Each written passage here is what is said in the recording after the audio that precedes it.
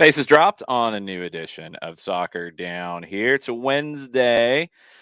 It's a match week Wednesday. It's a Champions League Wednesday. It's a bad news Wednesday for the U.S. men's national team. It's a good news in other places as well. We'll get into all of that today as best as we can. Daniel Sperry will join us to talk Sporting Kansas City. That's at 10:30 in the second hour of the show. No Mike Conti today. You will see him on stoppage time at 2 o'clock. Very busy man, Mike Conti, this morning. So he's not going to be able to join us at 10 o'clock. Hopefully we'll talk to him on Friday here on SDH. But stoppage time, 2 o'clock on stoppage time, 929 on Twitch, and also 929 The Game on Facebook to watch that live.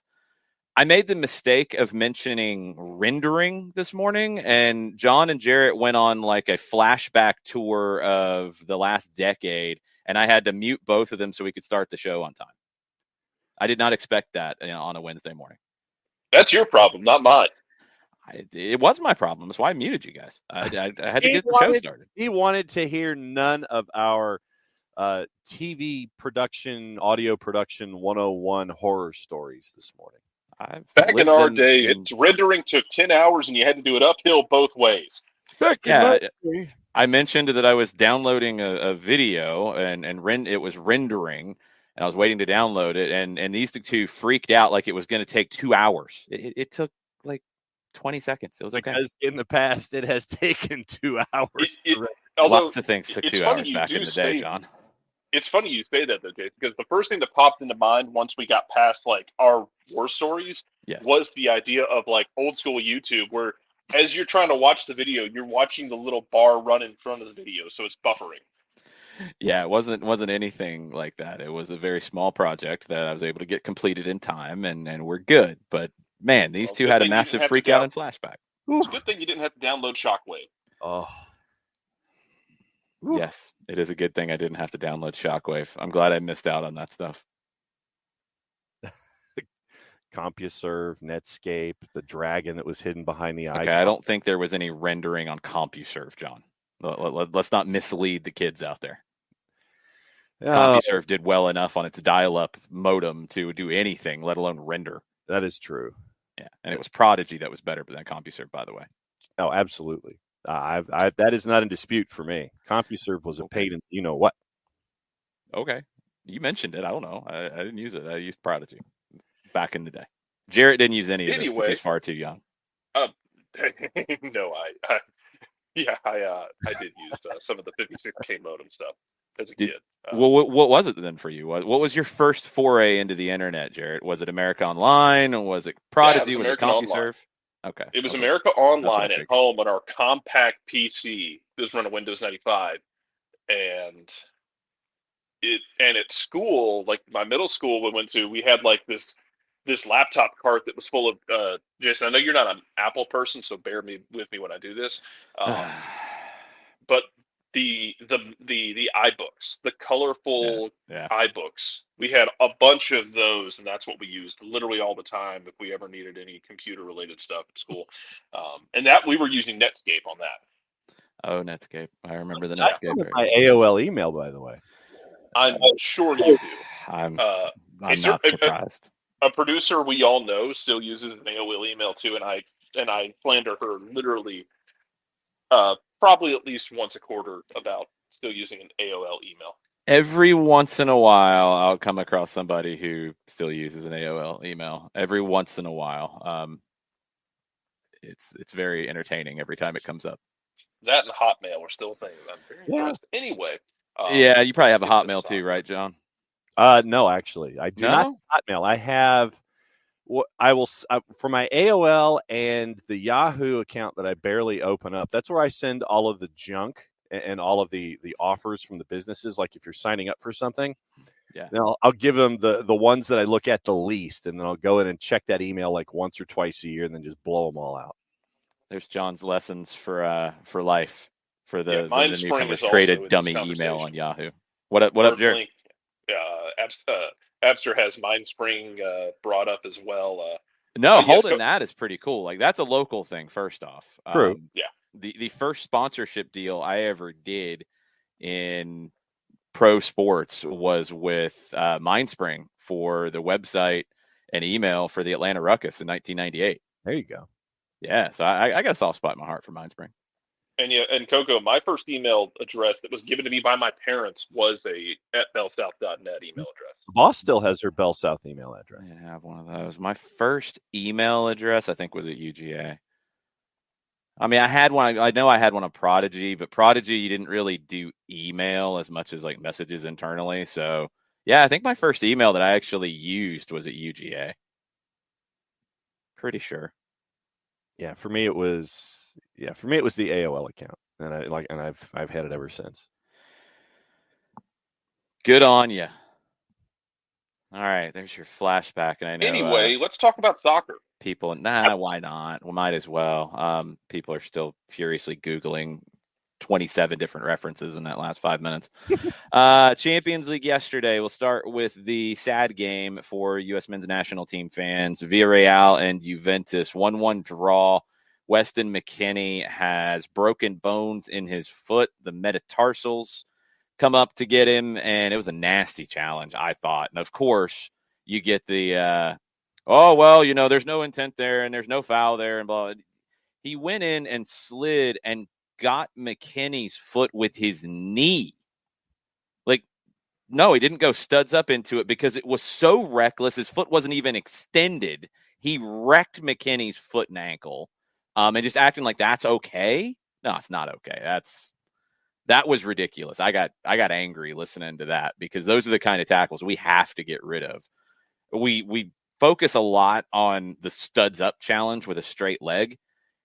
This is, in my opinion, as dangerous, if not more, where you're going in with your full body, not even extending your leg, off the ground into somebody who's prone. You're going to do more damage. Weston McKennie, damage, at least 2 months out with second and third metatarsal fractured in his left foot.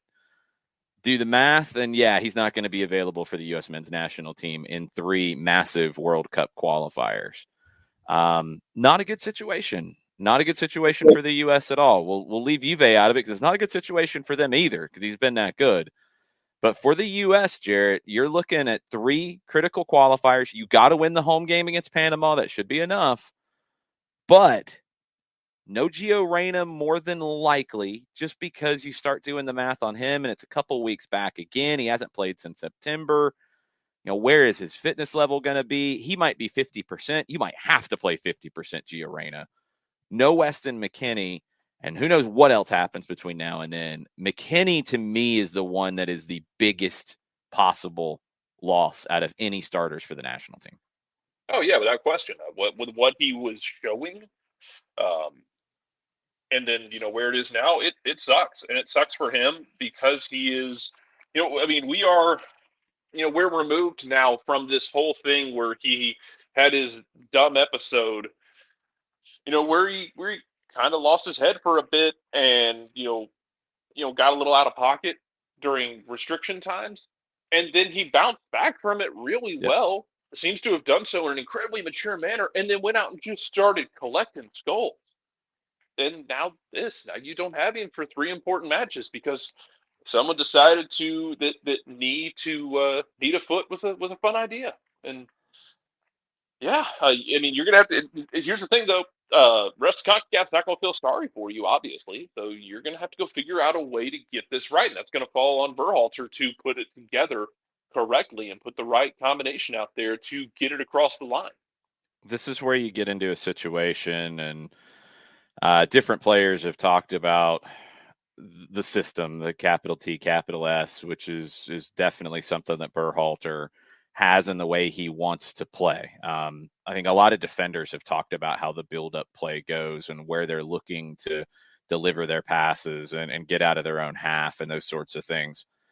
This is where not the tactician Greg Berhalter comes into play, in my opinion, but the manager, because he's going to have to make some difficult decisions on how they approach these games and also what personnel you do. He's going to have to get outside of his comfort zone a little bit without McKennie, in my opinion. I don't think there's a like for like. I don't think Kellen Acosta playing the role of Weston McKennie is going to work, even if he stays at a Holiday Inn Express. It's not going to work. Good player, but not Weston McKennie. There's not another Weston McKennie. So Does Berhalter have to change and modify the system, the way they want to play, to get the results that are needed here? Is he willing to do that? Can he do that?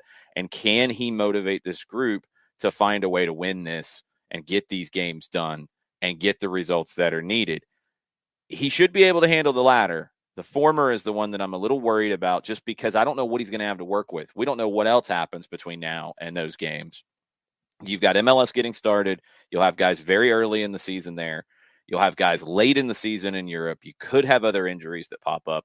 It's not going to be easy, John, for Greg Berhalter as we go into these games. I'm sure what he saw yesterday was the last thing he wanted to see as he starts preparing for March. Yeah, I just have this vision of the camera tucked in the corner of whatever room Greg Berhalter is in. He gets the news, and things are thrown and all of that. But for me, yeah, when you between now and when you're trying to assemble this group, what does it look like? Who's available? Who's at 100%? Who's at 50%?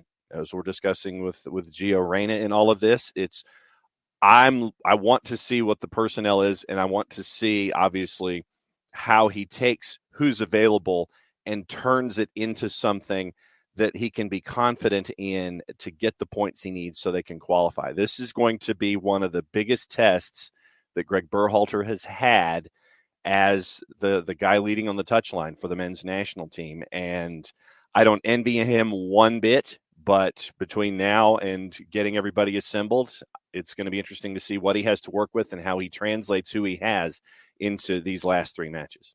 The other game in Champions League yesterday, Chelsea 2-0 winners over Lille at Stamford Bridge.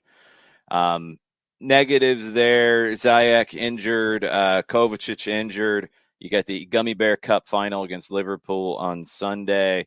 Thomas Tuchel said he should have subbed Mateo at halftime. Hasn't spoken to the doctor after the game yet. I'm sure he has by now, about Hakeem. Hopes it's not serious. Thinks there's still time to recover. He hopes both of those guys will be ready. You have the Lukaku question. I mean, for Chelsea, it feels like they look better without him in the team than with him. That happens, I mean, it's just like one player does have a knock-on effect. I thought the conversation after the match yesterday with Thierry Henry specifically talking about adapting and talking about how one player can affect others around them, really interesting on Paramount Plus. And I totally agree. Like, I still believe what we talked about this week with Lukaku coming into this team has to do some things that are different. And it's on him. It's not on Chelsea, even whatever they paid for him.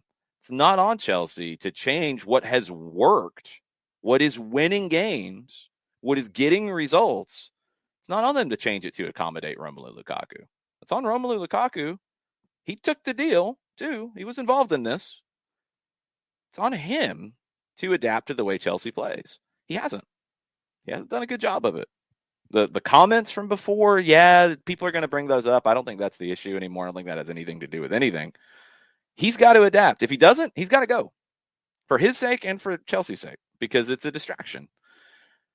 But it's on him. And right now, when Chelsea plays somebody else in that position, they look better. And that's what they have to do, because it's on Tommy Tuchel to win games, Jared. It's not about accommodating a high-priced transfer. Chelsea's got the money to be able to deal with this stuff. It's about winning games, and they've done pretty well without him. Maybe that's the way they need to look at things the rest of the year.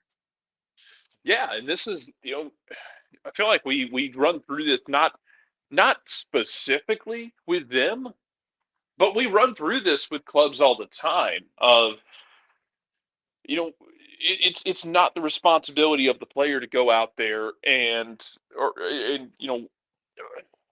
I shouldn't say that. It's not the responsibility of the club to go out there and make sure the player is doing his or her job. Like, the player has to go do the job. And in instances like these, like, yeah, you got depth. You can question the club for signing the player to that deal.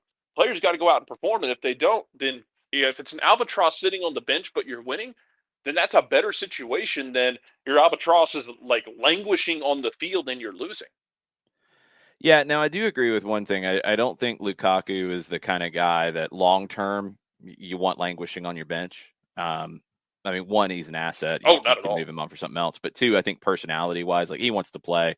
He's not going to be settled, be it on the bench. Yeah, you're going to have to make that decision at the end of the year. And I think, honestly, it's probably been made.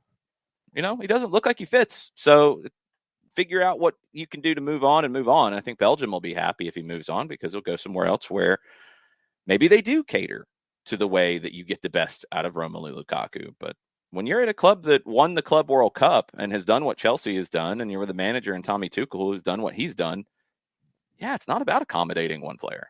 It's just not. So we will see. There's a level of insanity that always just exists with at least one Premier club at a time. Where, because who was it mentioned it? Michael Head mentioned it in the Twitch pitch. Between he and Werner sitting on the bench, it's 200 million euro or pounds, however you want to calculate it. Like, man, Premier League, y'all got some money to throw around. Like, they got Chelsea more money. Russia, yes, they do. I mean, they all have money. It's in a relative sense to throw around. Of course, Chelsea's going to be at the top of that with Roman Abramovich throwing cash around. But the amount of money that just ends up sitting on the bench because it didn't work is comical compared to a lot of the leagues, even a lot of the bigger leagues around the world. Yeah, but what I'll say about Chelsea is that does happen. However, they also do make moves to bring in more money on top of what they spent on guys. They have been the club that will go out and buy players, and they've done the loans for a long time. And yeah, that's going to be curtailed down the road. But they've brought in a good amount of money too on making deals. It doesn't work. Okay, make a deal, move the player on. That happens. It happens. And I think I'll give Tuchel a lot of credit here and the people above him for letting him do it. How many times, Jarrett, do you see a manager who says, oh, okay, we paid this amount for this player. Well, I got to play him. I don't have a choice. He's got to play and I got to find a way to make it work. Tuchel's like, no, these are the tools I have. Okay, I'm going to build a house. And if I'm not going to put this tool in, I'm not going to use this element of it if the house is going to collapse.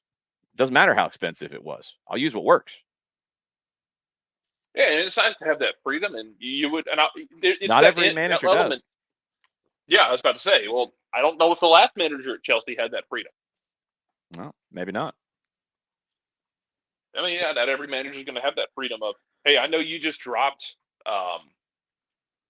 $30 million over value for a player, but I can't play him. He doesn't fit what I want to do right now and what's working for us. So no. It's a nice luxury to have if your manager can do that, though, for sure. It is. It's also a credit to Tuchel's, I think, own belief in his system and what he does and the way he plays. And he doesn't feel like, well, I got to accommodate this guy because he's a big star. No, I'm going to do what I think is right. And we'll see what he does the rest of the way. But to me, it is, do what works and get results. And if that means Lukaku sits on the bench and watches the rest of the way, well, then that means he sits on the bench and watches the rest of the way.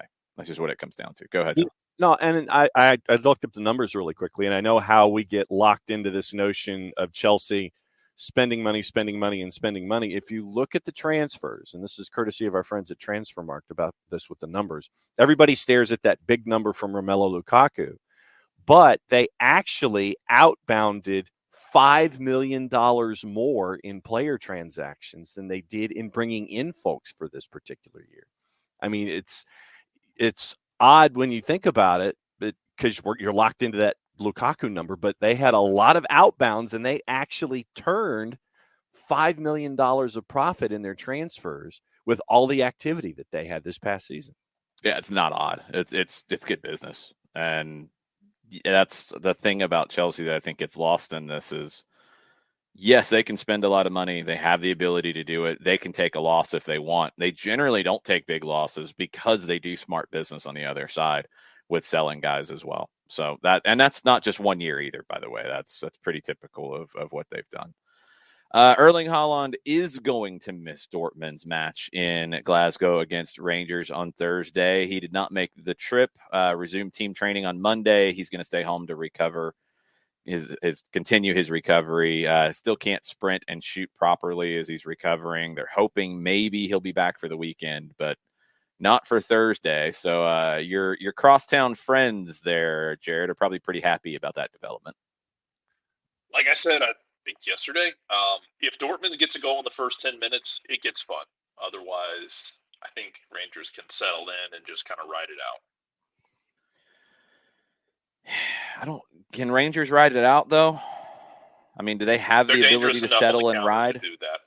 Okay. They're dangerous enough on the counter. All it would take is, I think all it would take is Dortmund getting sloppy one time, and Rangers can hit on the counter. Okay. They are good at that. They are good at that side of the world, but they give up a goal early, and things might get a little tight. I don't know. Yeah. It's interesting because last time they stepped back deep into a match was when they had the old firm, and they set back and said, "Yeah, Celtic can have the ball," and then Celtic just basically shot a tidal wave at them and buried them inside of 30 minutes. Yeah, we're gonna get I think a good sense of the character of Van Bronckhorst in this one and see how he wants to approach it. If he comes in and plays scared, it could turn pretty fast. I mean, Dortmund's not a pushover by any means. Like, Dortmund is talented. They just don't have a defense, apparently.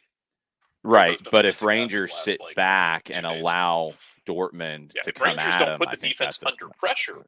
Yeah, and you can defend on the front foot, then it's a different situation.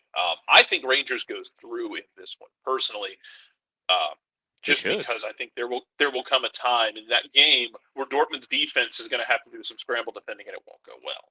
Yeah, no, that's what I think it will come down to.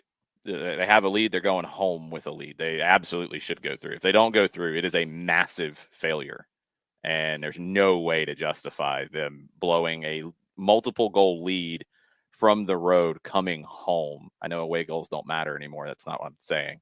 You get the home game and you have a lead, you should win. You should win. And if they don't, they need to be criticized as such because they can't blow this. Rumors on the board as we get into other things this morning.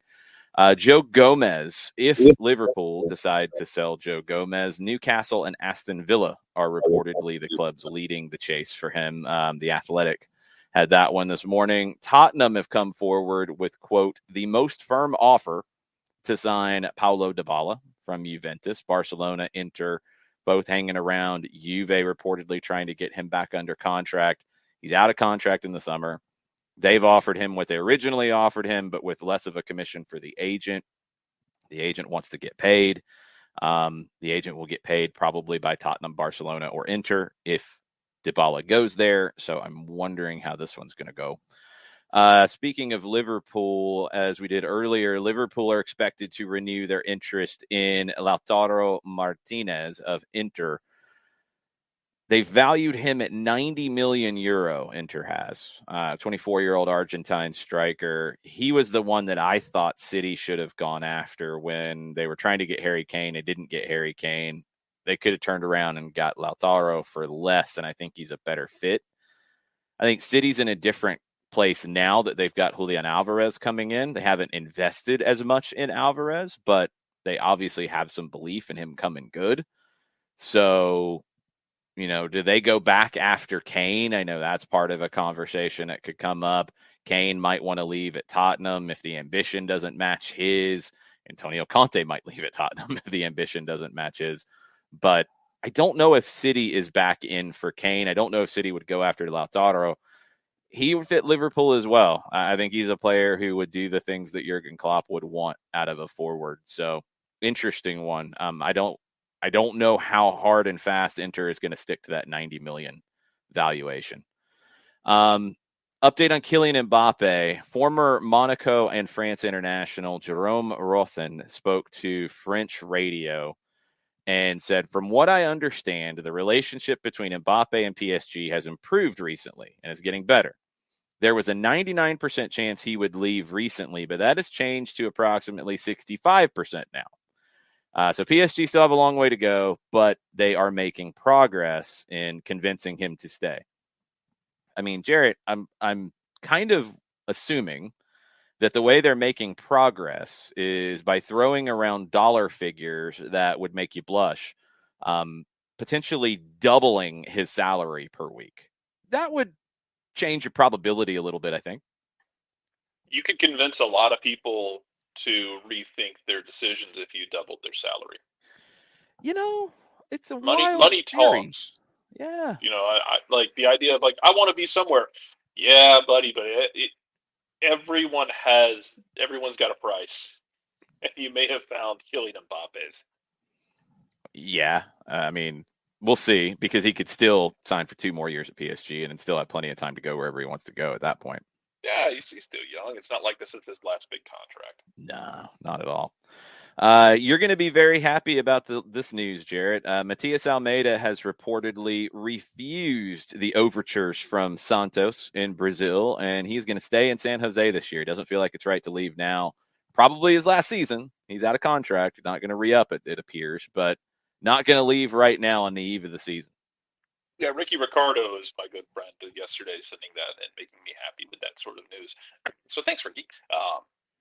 Yeah, don't expect him to leave right now. Well, I know they tried.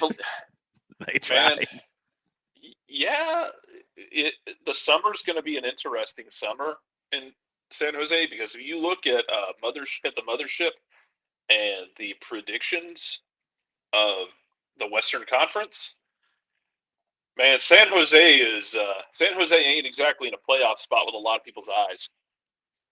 No, they're not in a playoff spot in my eyes. I can tell you that. Yeah, well, yes, but if it stays like that, if it starts out bad in the summer, I know we've discussed this ad nauseum, that they could say, you know what, it's the summer. Thank you for what you've done.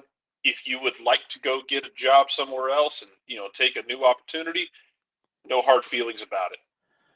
I don't think it goes that timeline. I think it's different. I think what could happen in the summer is a Liga MX team would be the one that would be the most likely. It's going to be in the middle of the Brazilian season. We know they like to fire managers like crazy, so a job could open up for sure. But Liga MX will be between seasons. If it's early in the summer and it's a really bad early start for San Jose and a big enough Argentine team comes in for him, which is possible, I think somebody would come in and say, hey, we want to hire Matias Almeida. And at that point, San Jose would say, hey, we're not going to stand in your way. I don't think they would tell him, go look for other jobs. I think other jobs would come to his door. And then they'd be like, yeah, that's cool. Ricky Ricardo is correct, though, that no matter what happens, San Jose will be your premier location for MLS After Dark. Because if it's a Saturday evening, you've had a really good day out in the sun, you're tired, you're crashed out for the day, and you're just waiting to pass out, but it's 11 o'clock. Most of the MLS games are done. And, hey, look at that. It's the 25th minute in San Jose as they're playing, I don't know, Minnesota or something. Keep it on. It'll be fun. I promise. Something dumb's going to happen. Generally, yeah. Generally. So with Santos not getting Almeida, now, according to reports, they have a 2-man short list of who they're looking to take over the job. Sebastian Becasese at Defensa y Justicia, and Hernan Crespo, who won the Copa Sudamericana with Defensa y Justicia, who was at Sao Paulo, didn't stay all that long there. Crespo is reportedly the favorite to take the job. However, Hernan Crespo has also been linked with the job in Mexico City, Club América. As we go back to the Santiago Solari telenovela, according to lots of reports all over the place in Mexico, Las Águilas play Pumas this weekend at the Estadio Azteca. If Solari loses, he's gone. He might not even be allowed back in the locker room. I'm adding that last part. That's a joke. A loss, probably he's out. Who are they going to go after? Crespo's name has come up. Nicolas Larcamon, who is at Puebla, his name has come up. Ricardo Gareca's name has come up, manager of the Peruvian national team. If they don't make it to the World Cup, his name could come up. What is expected in Mexico for the last 2 of those options would be Club América would announce an interim. He'd finish the current Clausura season, then they'd make a hire to replace Solari long term. If they decide to go for Crespo, they could bring him in straight away. And according to record in Mexico, Solari's making about $2.5 million a year. And Crespo would be around that. I think he made 2.2 at Sao Paulo is what was reported. probably want a little bit more to relocate to Mexico. He could probably get that with the Straits Mexico or with the Straits Club America. And so, yeah, lots of moving parts with the managerial carousel in this hemisphere that relate to MLS and Argentina and Brazil and Mexico. And there's lots of overlap. And for the record, the Club America Pumas match is the last match of the day on Sabado Futbolero for their triple header. So it will end up being appointment viewing late night for those of you on Saturday hanging around your TV at 10 o'clock Eastern. And right now, Club America, a slight road underdog in this one. Pumas hold on. Road. They're playing in their own stadium, but yeah. Pumas rents it. So, yeah, road, they're in the visiting locker room. That's the length of the road. Yeah. And so very, very slight underdog in this situation going up against the team that is 6th in the table where you are currently 16th if you are Club America, 16th out of 18th. Yeah, it's not much of a road, so I don't think that's affecting this at all. It's Club America being bad. Crap.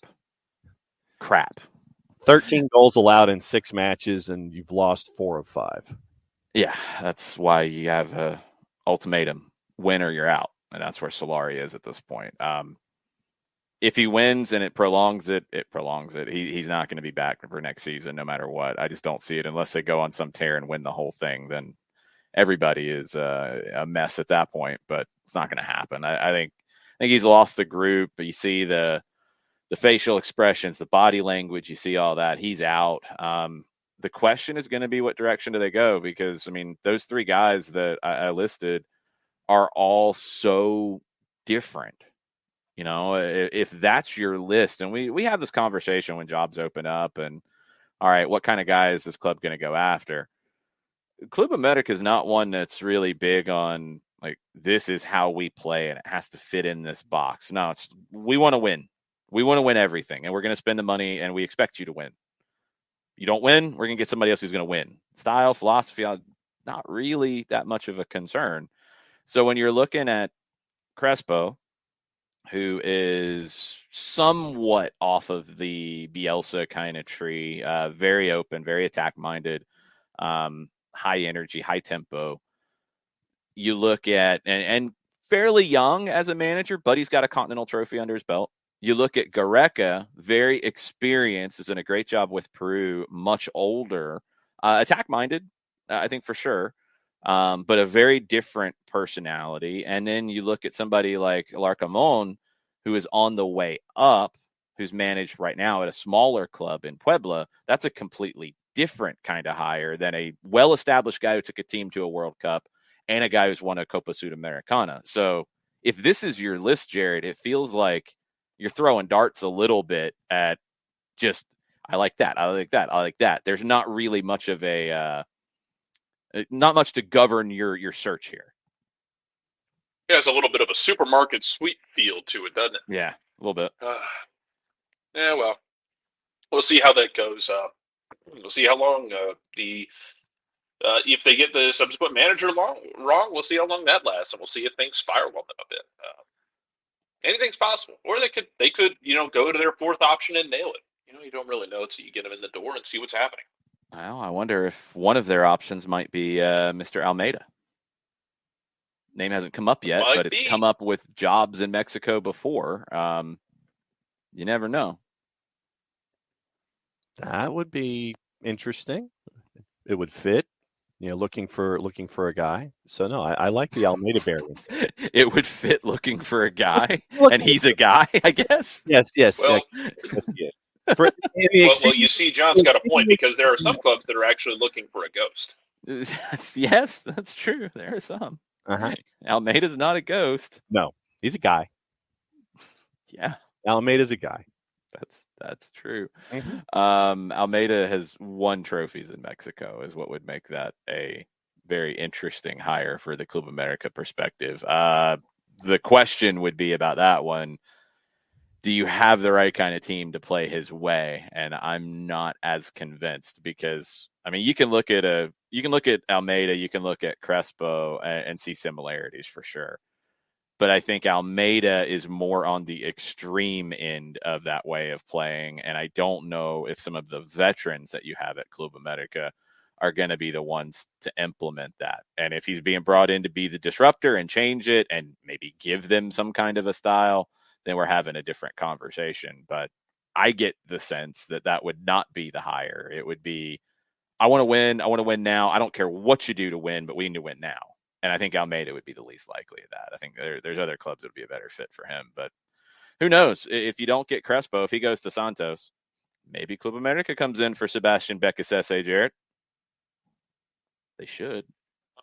Get him a little bit closer to North America, sure. Yeah, the last thing I really want, though, is the rest of MLS learning about Sebastian Becasese in a CONCACAF Champions League match where he just takes a chain and beats Philly to death with it over 180 minutes. You say that like it's a bad thing, Jarrett. Sorry, Rich Ransom. Well, then other people are going to learn about it and then want it. Yeah. But You want, so basically what you're saying, Jared, is you want Becasese to continue to be your secret and no one else's secret. It's not a secret. Well, he's the show's secret. He's not my secret. He's not the show's secret. People do listen to the show publicly, Jared. It's true. I know it doesn't seem that way sometimes. Blasphemy. Anywho, the idea of Sebastian Becasese and Jim Curtin squaring off the touchline is a very interesting situation. Yeah. Because I don't think either one of them would back down. No. If just saying, if there's a certain A word dropped about the manager after the match and Senor Becasese hears about that while he is still in the building, there'll be a trip. It'll be a trip. There will be a trip and a suspension. It'll be a trip and a visit. Walking the trip down the hallway. Yeah, it won't be a trip. It won't be anything like that. There might be a door being blasted open during the press conference. Just saying. Sam Williamson says Big Sam to save Club America. There you go. Yeah, sure. That'd be fun. I'd like to see Big Sam in Mexico. Let's just get that pandemic all the way across the Atlantic Ocean, and let's go ahead and infect Mexico with Big Sam. See how that works. Big Sam would be entertaining in Mexico. Mm-hmm. I'm in for it. It's Club America. I'm fine with it. I don't care. Let's see it. Let's do it.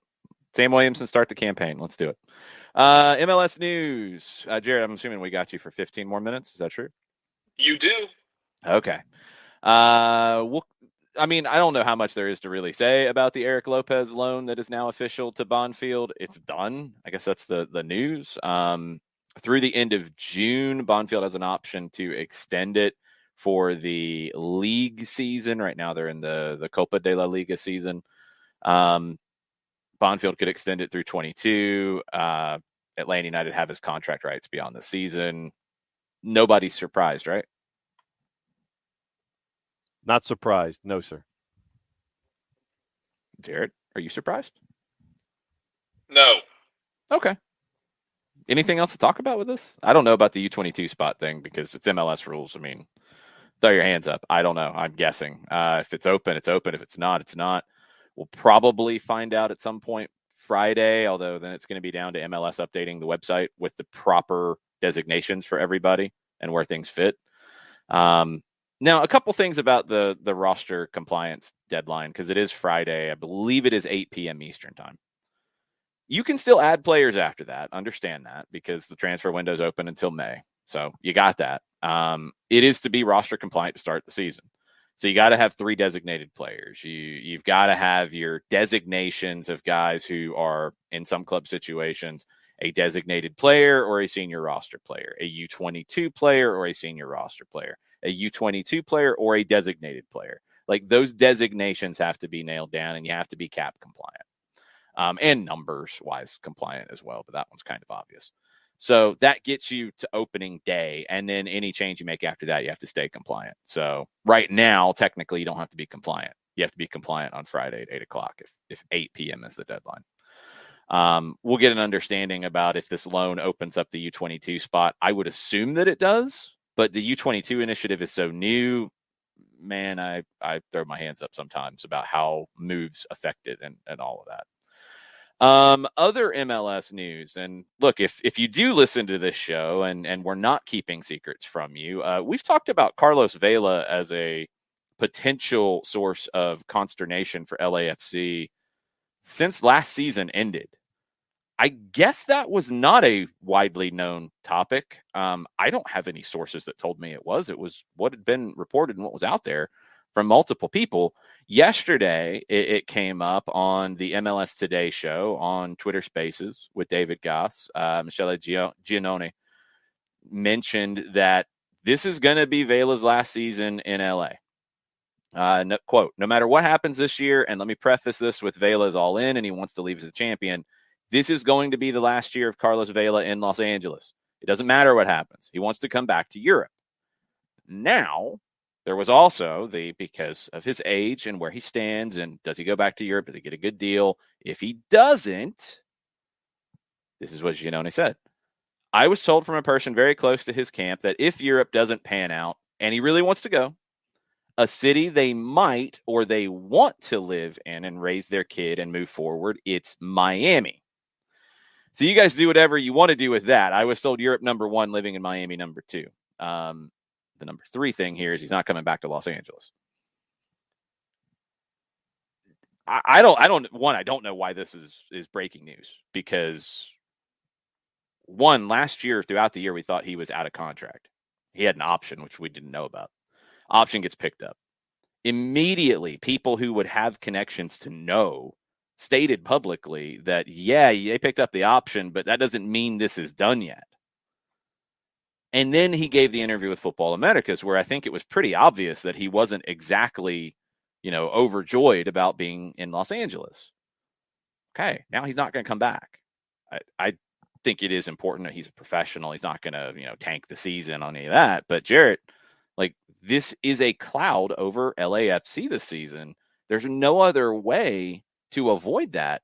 If he's already thinking about where he wants to be next, and one of those possibilities is another team in MLS, that is a distraction, and there's no way around it.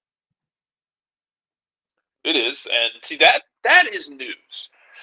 The Miami part side of it of, hey, yes, the idea that he may be unsettled and this might be the last year, or we didn't know what was going on, yeah, this is not news. We were discussing it all off season because it seemed like a big deal when the guy who put together the best individual season in your league's history, no one knew what his situation was going to be. If he was going to be here, if it was going to be a long-term thing, if it was going to be a short-term thing.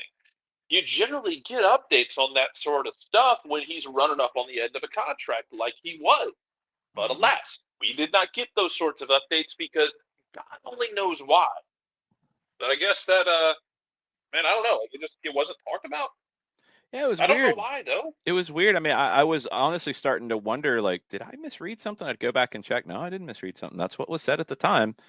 Did it quietly get settled? And that just wasn't talked about? I don't know, but nope.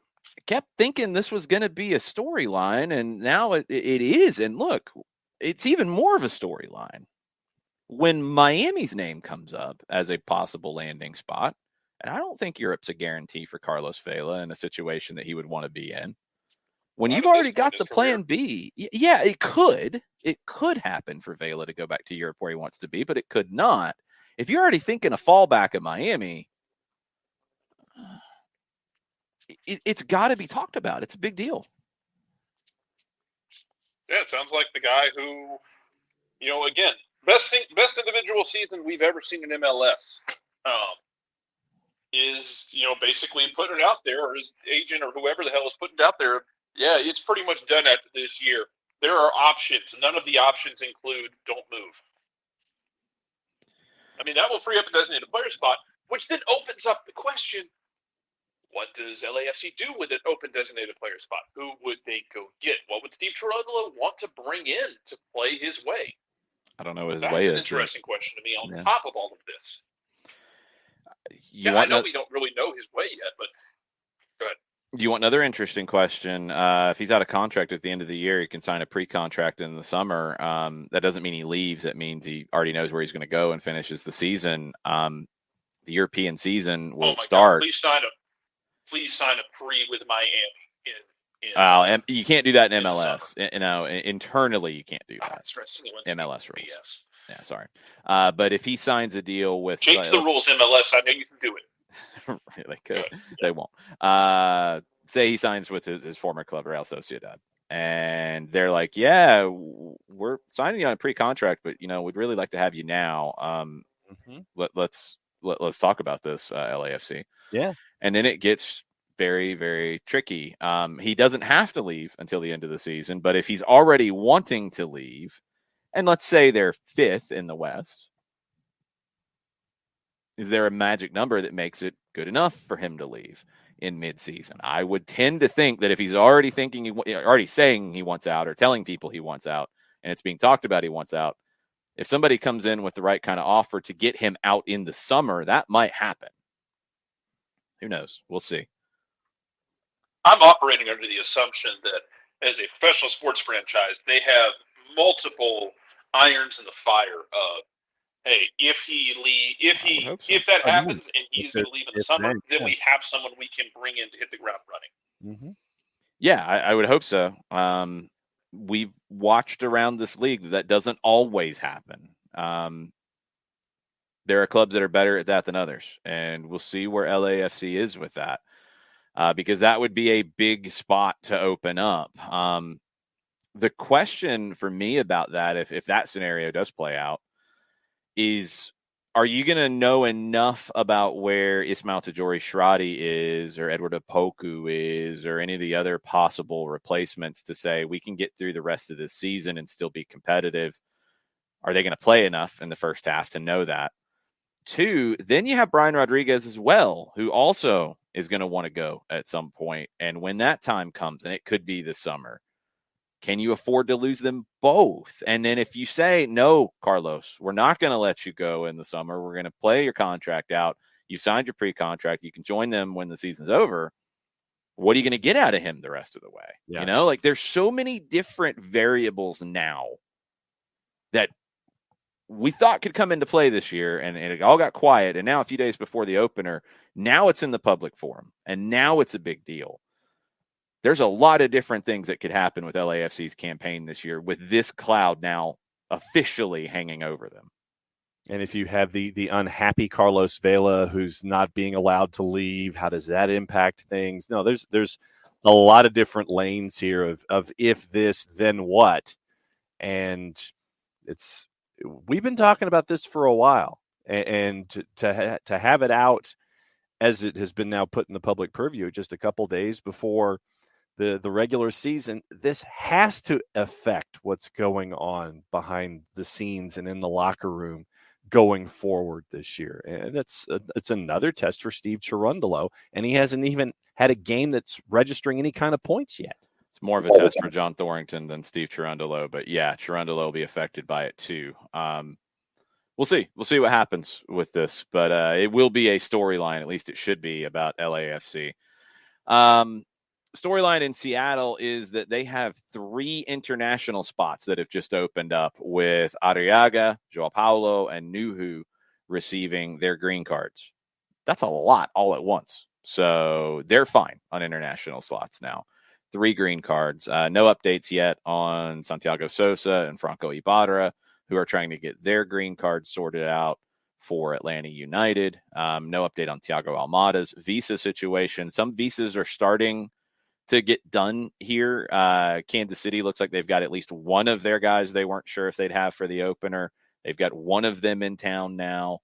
There's been a couple others that I've seen, people who have arrived in the last 24 hours at their clubs. I don't know what the timeline is for Almada's. I'm not sure how long it's going to take to get this thing processed. I don't know what the differences are country to country. I wanted to get into this one, Jarrett, before you go. Jacob Myers at the Columbus Dispatch, one of the best beat writers in the country. Preview of the Columbus upcoming season, and some quotes from Caleb Porter that grabbed my attention. I think this is going to be a team that's going to grind points this year. I don't want to take away from the attack. I think we got a good attack. It's just, I feel really good about the type of team this is shaping up to be. When we won MLS Cup, we were a very good defensive team. Last year, we felt like we gave up too many goals. We were a little loose. At times, we need to buckle down and grind out 1-0 games. Are we ever going to be a team that leads the league in scoring? With our budget, probably not. We have talent, but we're not going to have the talent of some of the teams. That's just a reality. But we have guys who can consistently score goals. Am I overreacting to kind of being a little puzzled by Caleb Porter's comments when you have Jossie Zardes, when you have Lucas Zelarayan, when you have some of the attacking pieces they have, just those two individually? Take those two.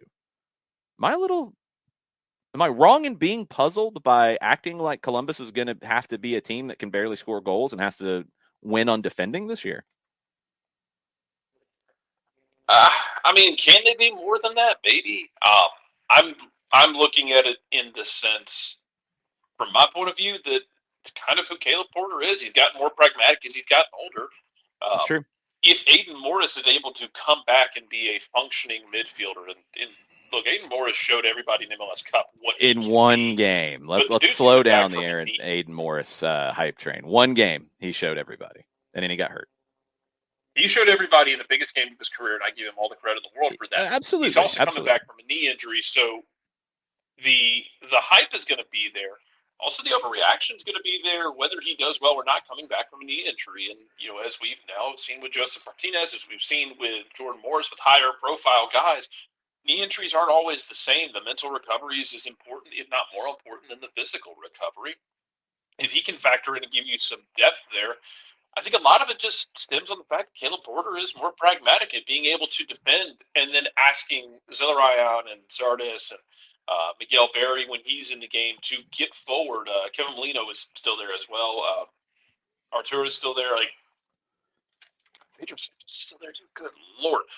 You're asking them, hey, we're going to create fewer chances a game, but you're going to need to put them away because we're going to sit and absorb and hit on the counter. I mean, they did it to Atlanta 2-3 years ago. 2019, they came into Atlanta and basically just laid a bunch of bear traps all over the field. I think beat Atlanta 2-0 or 3-1 that game. Caleb Porter's just pragmatic, and I think that's kind of who he is at this point. I think they've got attacking talent. They could play more on the front foot, and yeah, when they're playing at home against weaker teams, I'm sure they will.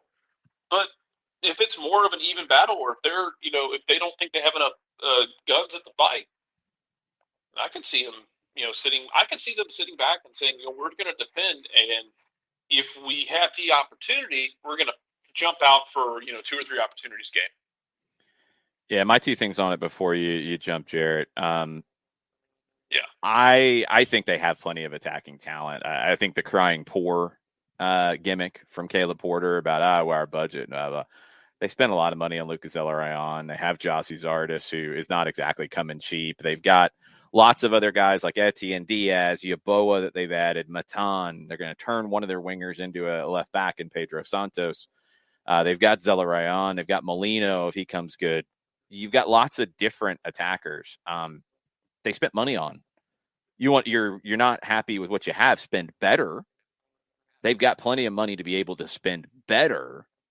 If they've missed on some guys, they've missed on some guys. The crying poor about the budget, I don't like at all. There's attacking talent that doesn't come crazy expensive in this region. The more you spend, the more likely you're going to get a guy that's going to produce more. But do your scouting then. Stop crying. 2, defensively. Go ahead. Well, defensively, I'm not 100% buying into this. Pedro Santos is a converted winger to left back. Right back, Steven Moreira. Could it be Marlon Hairston? We'll see. Center backs, Jonathan Mensah. No problems there. Dehenek, new to the league. Let's see how quickly he hits the ground running.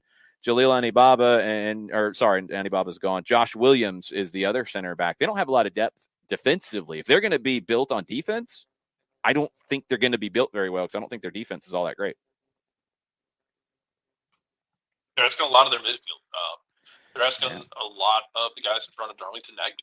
But they don't have we'll see how that balances out. They don't have a shutdown 6. I mean, Nagbe might be the 6. They don't have a Diego Chera.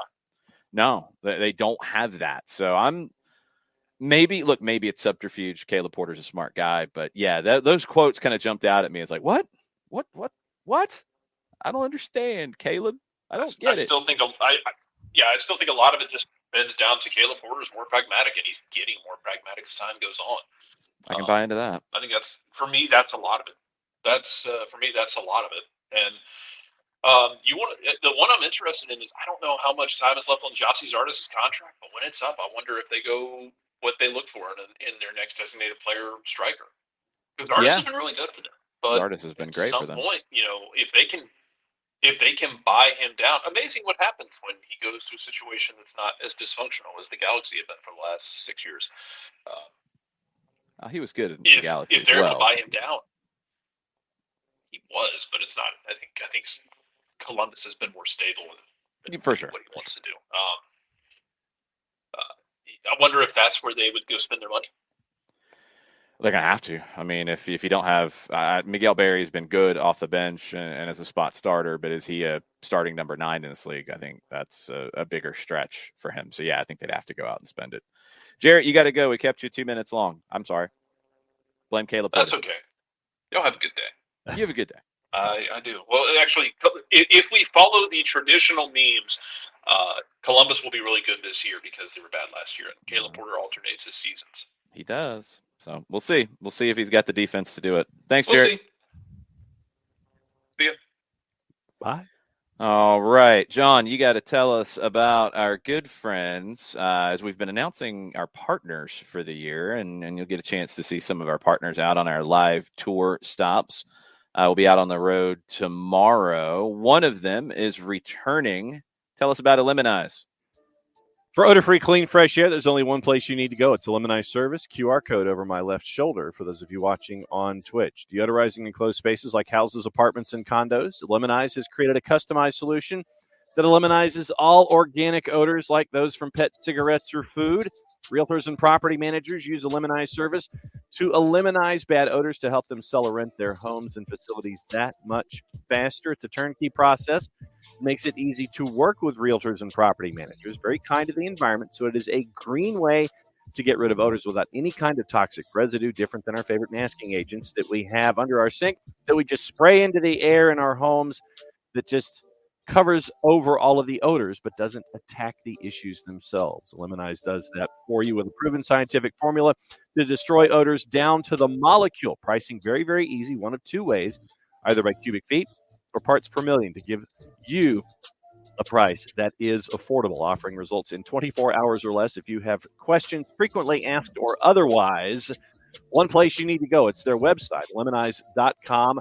And when you do dial up the website, do us a favor, add a /Atlanta after the website URL code, ELIMINIZE.com /Atlanta, so they know what part of the world you are contacting them from. For odor-free, clean, fresh air, one place you need to go. The Eliminize service, proud sponsors of everything, SDH. Thank you, John. Thank you, Eliminize. We'll see all y'all in Lawrenceville tomorrow night. Make sure you are following the Flood Project for all the updates on our live tour stops. We'll be in Kennesaw here in a few weeks as well. Tonight, I will be jumping on Kelly Francis's new show on YouTube. Make sure you're following the Kelly Francis on social media platforms for all the links and updates. That'll be at 7 o'clock tonight, getting you ready for the Atlanta United season. Stoppage time this afternoon at 2 o'clock. Everything is ramping up. After all that, and probably while I'm on with Kelly, I'll be paying attention to CONCACAF Champions League. That is back tonight with 4 games, second legs. New York City in LA hosting Santos of Costa Rica with a 2-0 lead. They should be 100% comfortable there. Montreal hosting Santos Laguna, trailing 1-0 at the Big O. That's at 8:15. Colorado Rapids hosting Comunicaciones in frigid Commerce City. I think the temperature is about 0 degrees right now. It might be a little bit warmer at kickoff, maybe not. What, John? They're saying 10 degrees possibly at kickoff. Okay. Yep. Good luck with that, Comunicaciones. Yeah. But they have a lead. Rapids have to overturn said lead. And then Pumas and Saprissa are the late game, 10:30 kickoff. 2-2 in that one, but Pumas is hosting the second leg. I think Saprissa probably got about as much as they could out of this. I don't think they will win in Mexico to advance. The 2 big questions are Montreal and Colorado, trailing 1-0, second leg at home. if both are eliminated, that is a big disappointment for MLS. If Montreal's eliminated, I think it's less of a disappointment because they're facing a tougher opponent. If Colorado doesn't advance past Comunicaciones, it is an absolute failure for the Colorado Rapids, and it has to be considered as such. Yep. No question about it. Colorado, you're going up against a Guatemalan side that you are superior. And yes, you gave up a goal that was incredibly fluky, but the bottom line is you're coming into this second leg down 1-0, and you have to turn things around. And I think that obviously the talent is there to turn it around. Now it's pushing through that pressure that you're going to put on yourself going into this match. You should be able to take care of business in the conditions. You add that to the mix as well. Colorado should come through down as you're filling out your brackets and pencil and pen. They are in the low left section of your brackets. So it's really, this opens up a window for everybody else if Comunicaciones wins tonight and advances. Could give an absolute rip about how fluky the goal was. It still counts. They're down 1-0, and they should have done more on the road. I thought Colorado was disappointing in general on the road in that first leg, and now they've got to do it in awful conditions. And look, it's not the same as the U.S. men's national team. You don't have the flexibility there. The Colorado Rapids, they have to play where they play. But it's going to be very difficult for them because of the conditions. And you knew that last week that you were going to be facing tough conditions. You know, this is not a surprise that it's going to be cold and it's going to be nasty. Low teens to 10 is what's being predicted, potentially snowfall as well. Robin Fraser said this is certainly not any kind of football weather anyone wants to be a part of, but it is what it is, and we have to deal with the conditions just like they'll have to deal with the conditions. At the end of the day, we need a result, as do they. So regardless of the weather conditions, both teams will have to deal with it. Both teams will have to adapt, and we'll have to figure out ways to be effective within it. It's going to be hard to create a whole lot in this. I think Colorado is honestly going to be counting on Comunicaciones falling apart in these conditions, which is very possible. Absolutely very possible.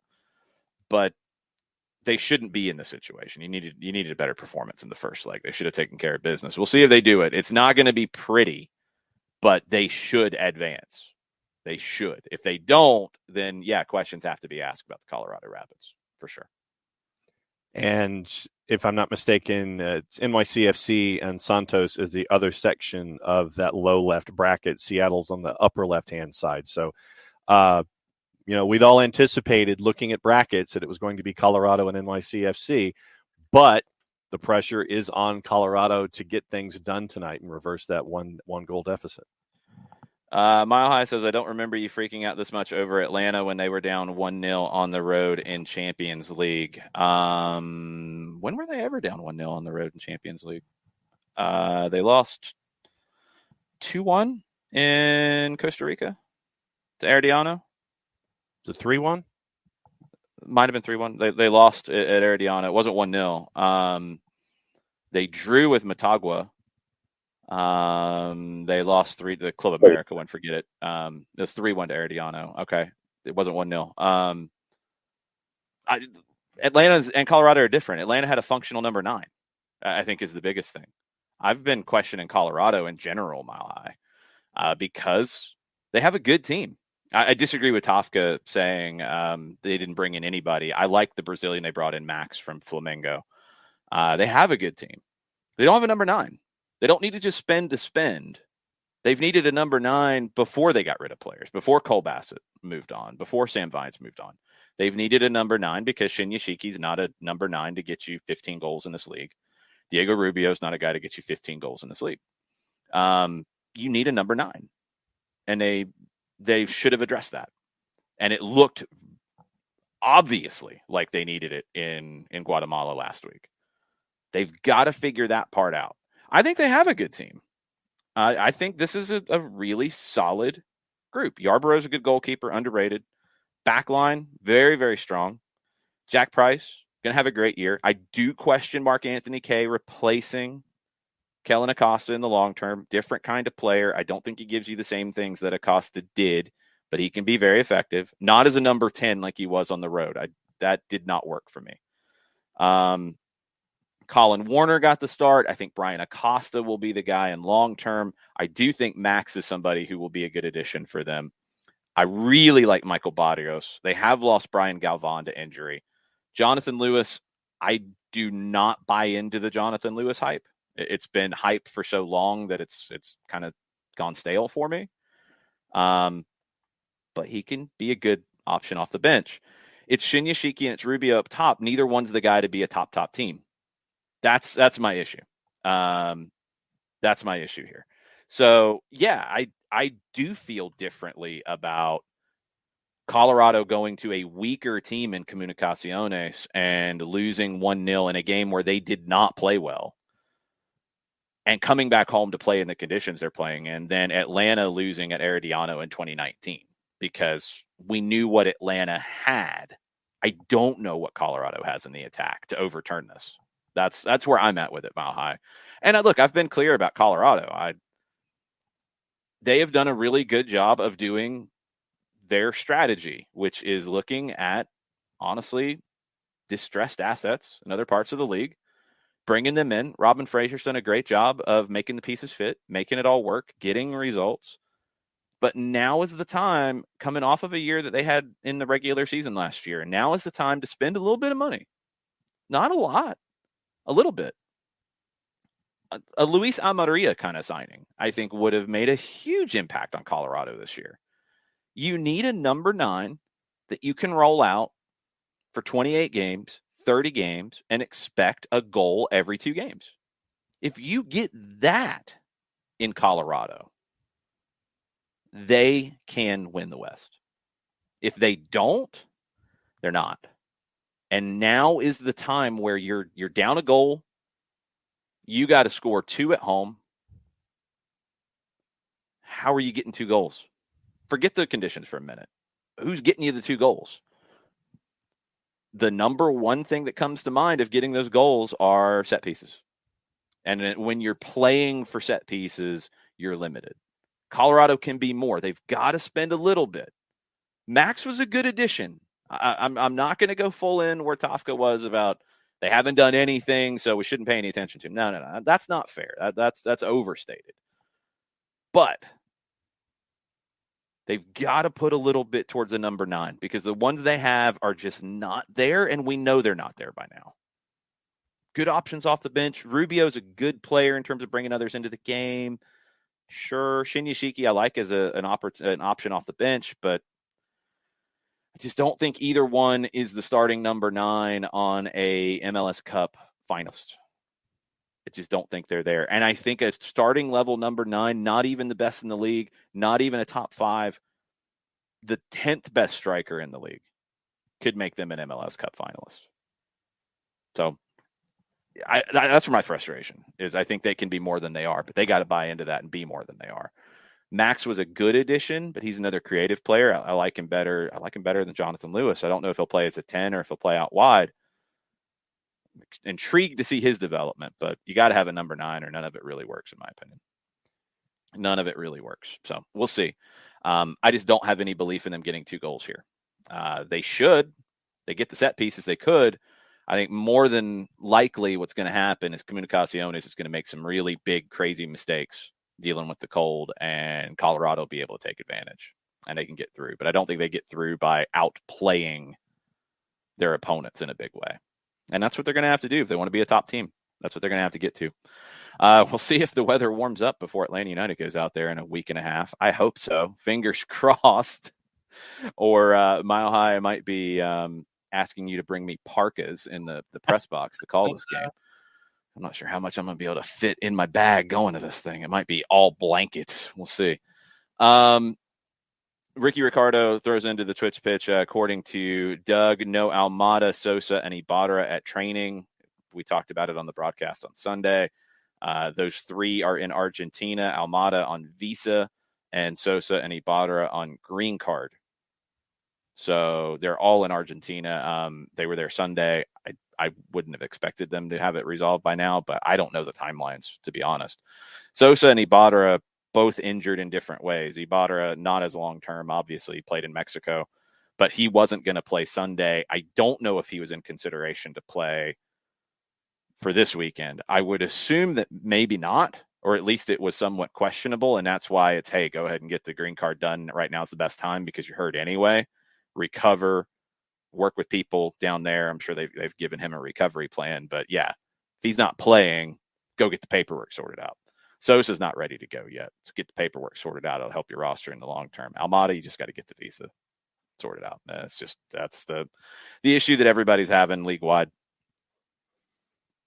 And you just don't know timetables and these kinds of things. Yes, Atlanta United in the past has done very, very well to expedite matters when it comes to paperwork and those kinds of things. Green cards and visas are completely different situations. You're not expediting a visa. Green card, you can get it faster, but a visa is a whole different situation. That's not where they've expedited things. I want to separate them so people understand. And so you're just kind of at the mercy of those who are processing those kinds of things. So it's not something that you can sit there and pound your fist and go, we need this now. It's like, no, when it gets addressed is when it gets addressed. Well, and every situation is different. Every country is different. Every U.S. embassy in different countries are affected differently by COVID and staffing and all these different things. Costa Rica, it's been an issue. Haiti, we talked about it with Cavalli. It's barely functioning as an embassy right now because of staffing and because of safety concerns. So just getting things processed is not timely. So all difficult. Absolutely. And just going back to Colorado really quickly, just for a little math, only once in the last decade have Colorado spent more than $3 million as a club on incoming transfers. Yeah, that's not much. That's I think the thing about this league, and this is maybe why I think the Caleb Porter comment kind of irked me a bit, is MLS is not the Premier League and La Liga and Serie A and the rest of them, where it really is who spends the most, they're going to win. Yeah, there might be 3 teams that spend a lot. One of the 3 is probably going to win. All that's there. Like MLS is not that. You can win by not spending big money. You have playoffs that can create that. Also, you have the cap, you have parity, you have all these different things that can create your ability to not be a massive top spender and still win the league. Colorado can still spend $3 million on a number 9 and get more than what they have. Like it's not where they have to go spend all of that money. They don't have to go spend a crazy amount on a striker. If they don't want to spend $15 million on a transfer, fine. Spend 3. Get somebody. Go to Argentina. Look at one of the smaller teams that would take your $3 million.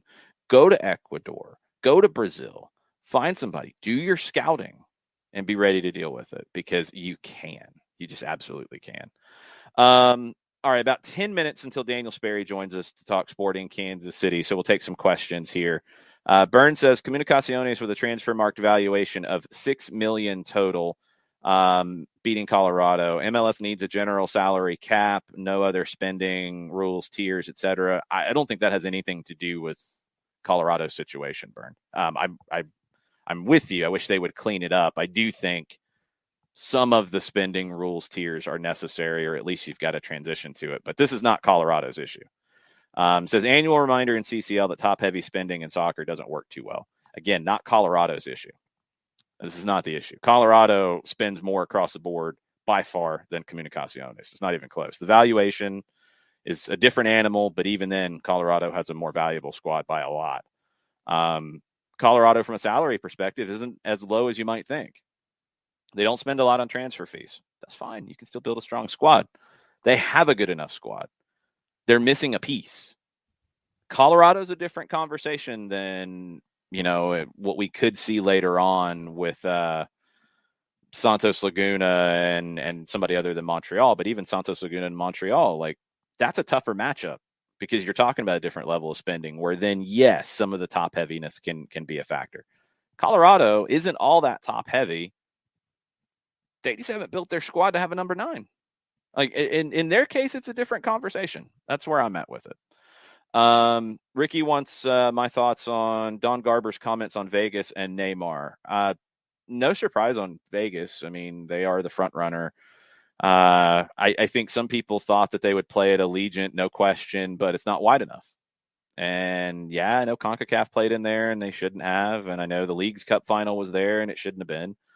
The field's not wide enough to have a team on a regular basis. So they're going to have to do something else. And that might be going to where the Las Vegas Lights play and converting a baseball stadium into a soccer stadium, a la what Portland did. I know it wasn't purely a baseball stadium. It was multi-purpose for a long period of time, but they made it work.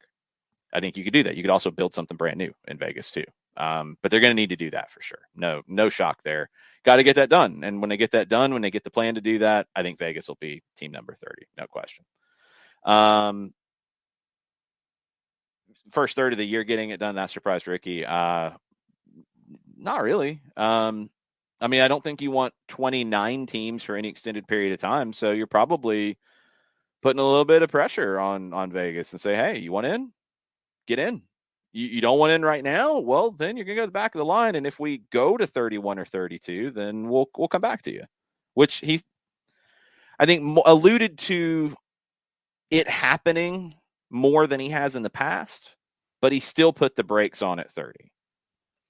They need to get it done because you're 28 now. You're going to be at 29 next year with St. Louis. You don't want to be at 29 for multiple years. You want Vegas in 24 in a perfect world. So, yeah, you got to get it done quickly.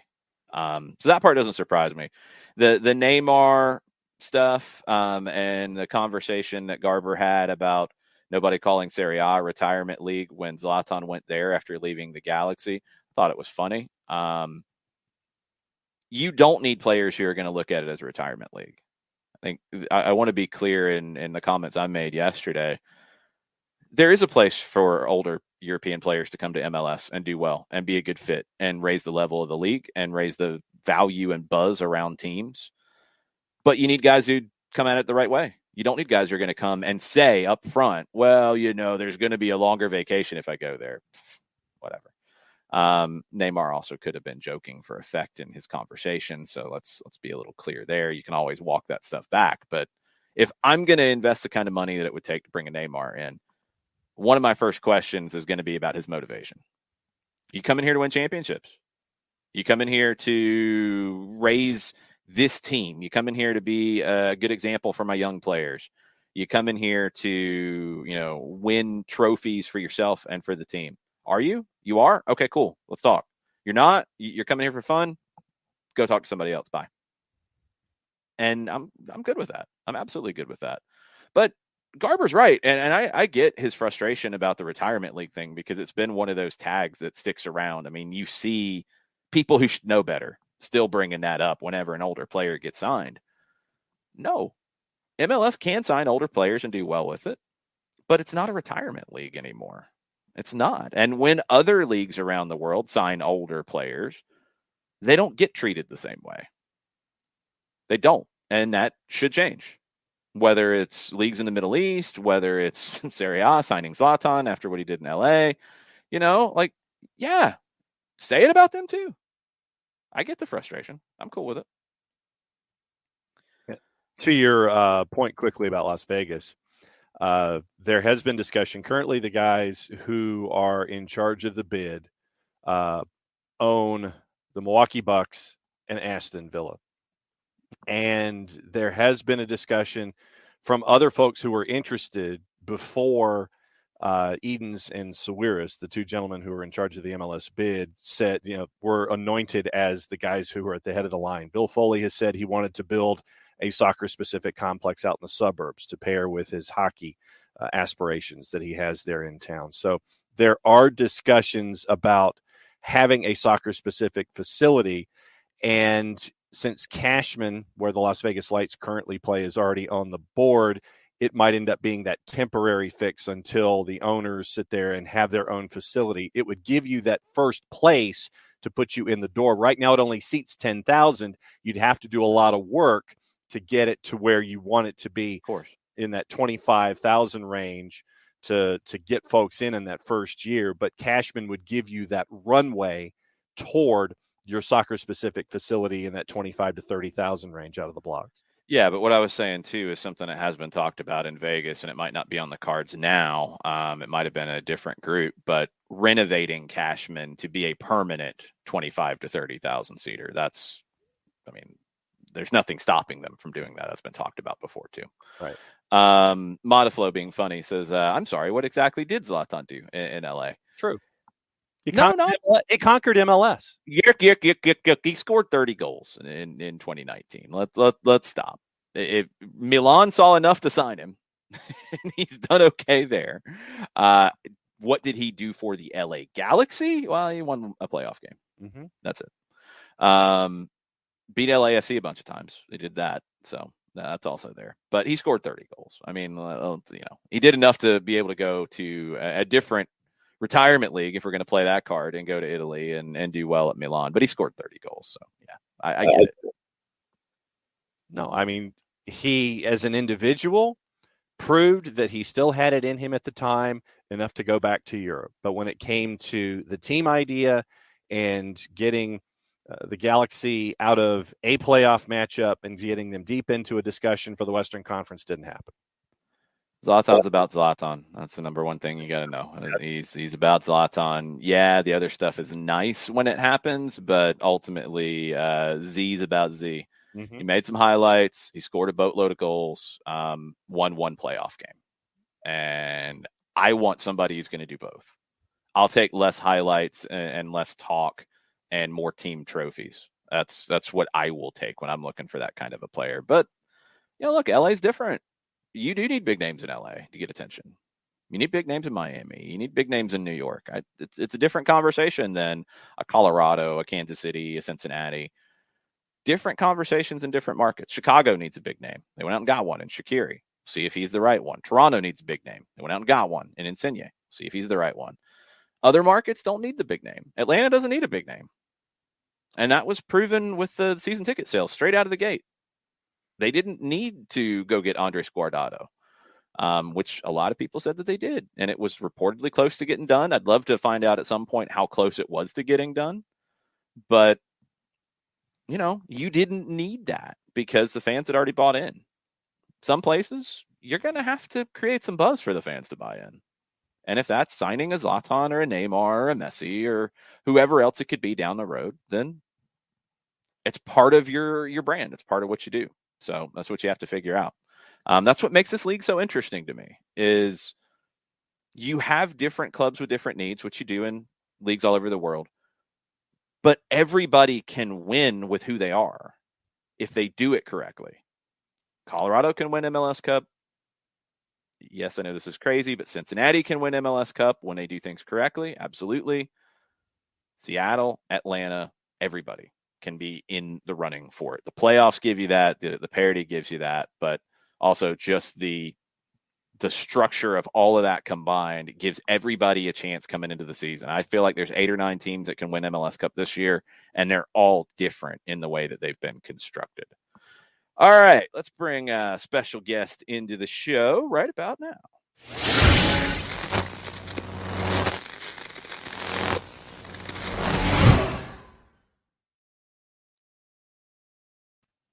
Daniel Sperry joining us to fill us in on Kansas City. Daniel, how you doing? I'm doing good, guys. Can you hear me all right?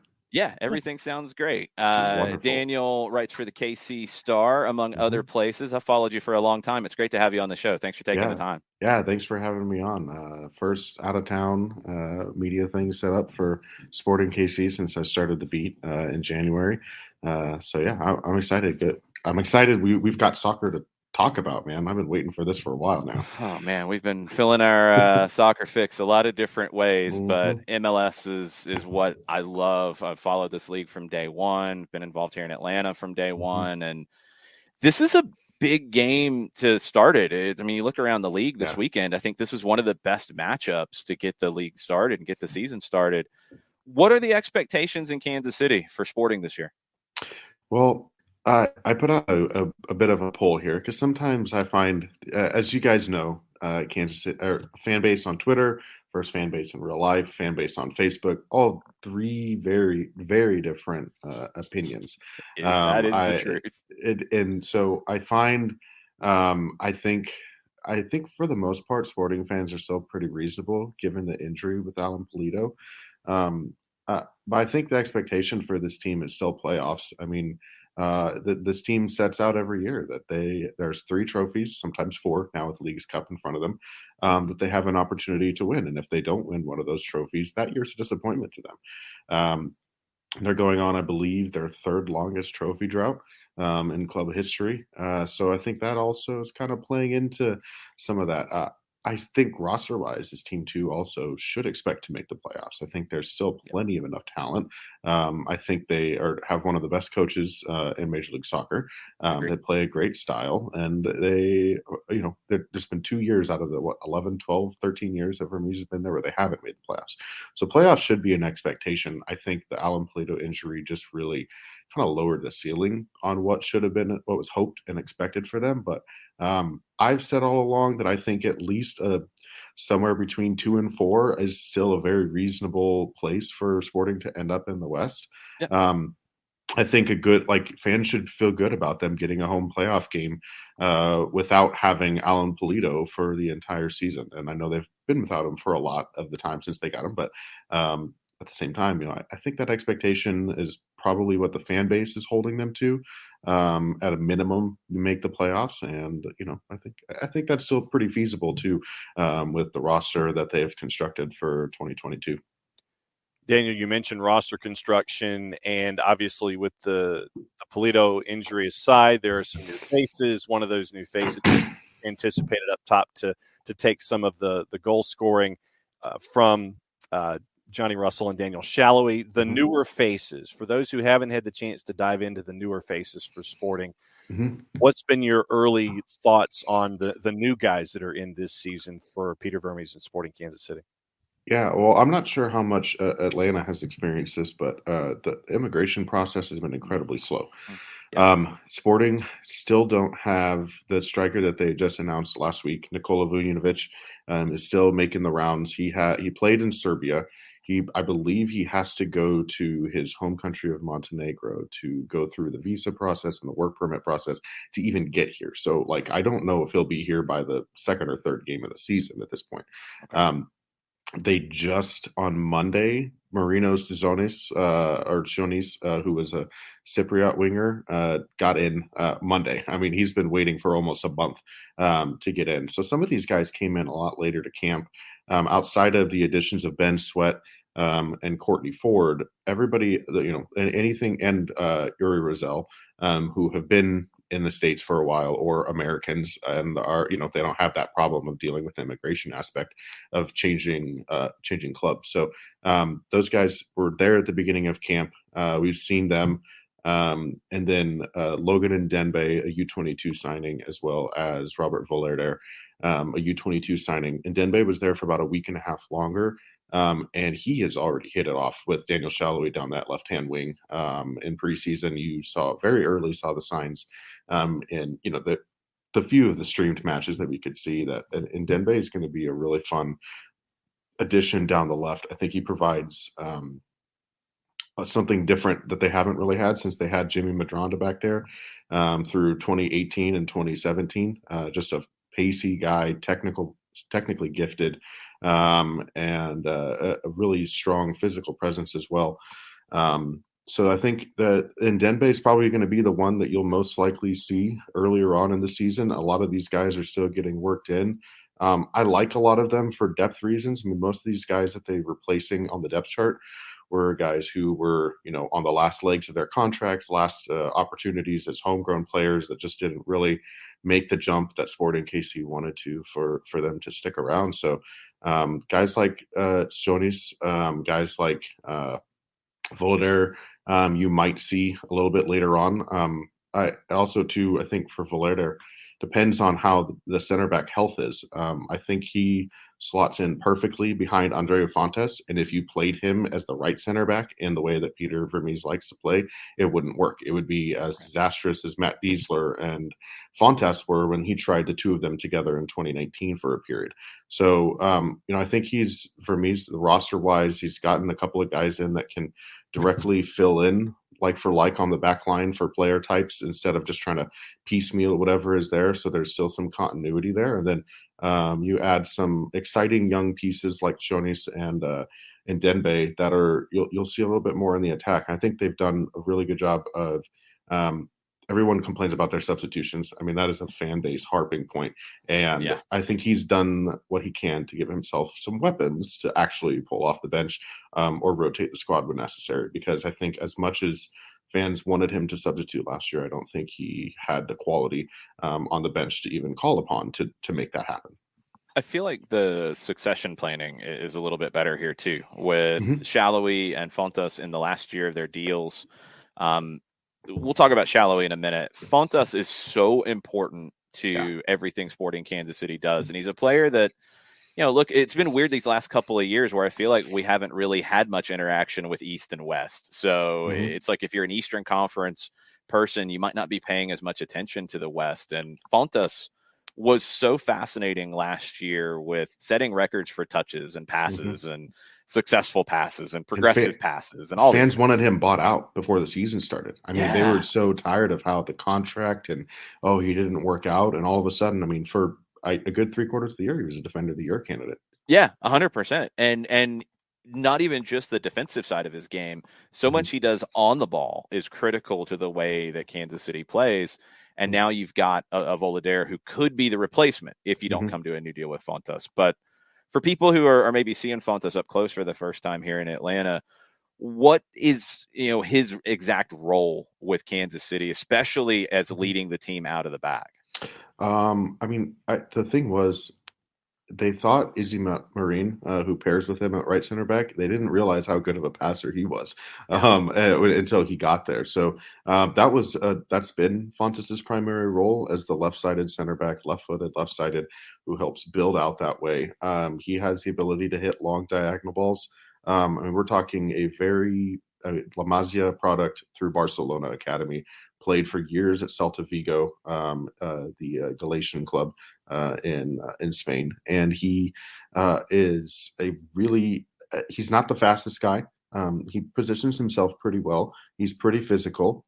He can get you on a dead sprint if he wants to. I can't remember who it was last year, but he blew me away catching up. It was either Michael Barrios or Fafa Pico at one point.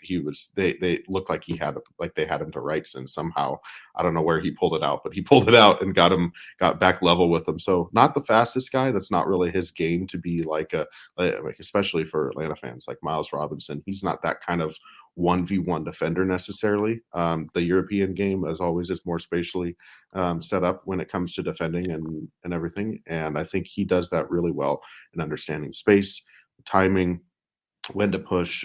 He marauds forward too. If teams are going to give him an option to run on the ball, as Sporting wants to be in possession. If a lot of teams will like to just completely sag off and invite those defenders forward, and he'll go right into the heart of the midfield and try and play. He'll play out a key pass. He'll whip it out wide.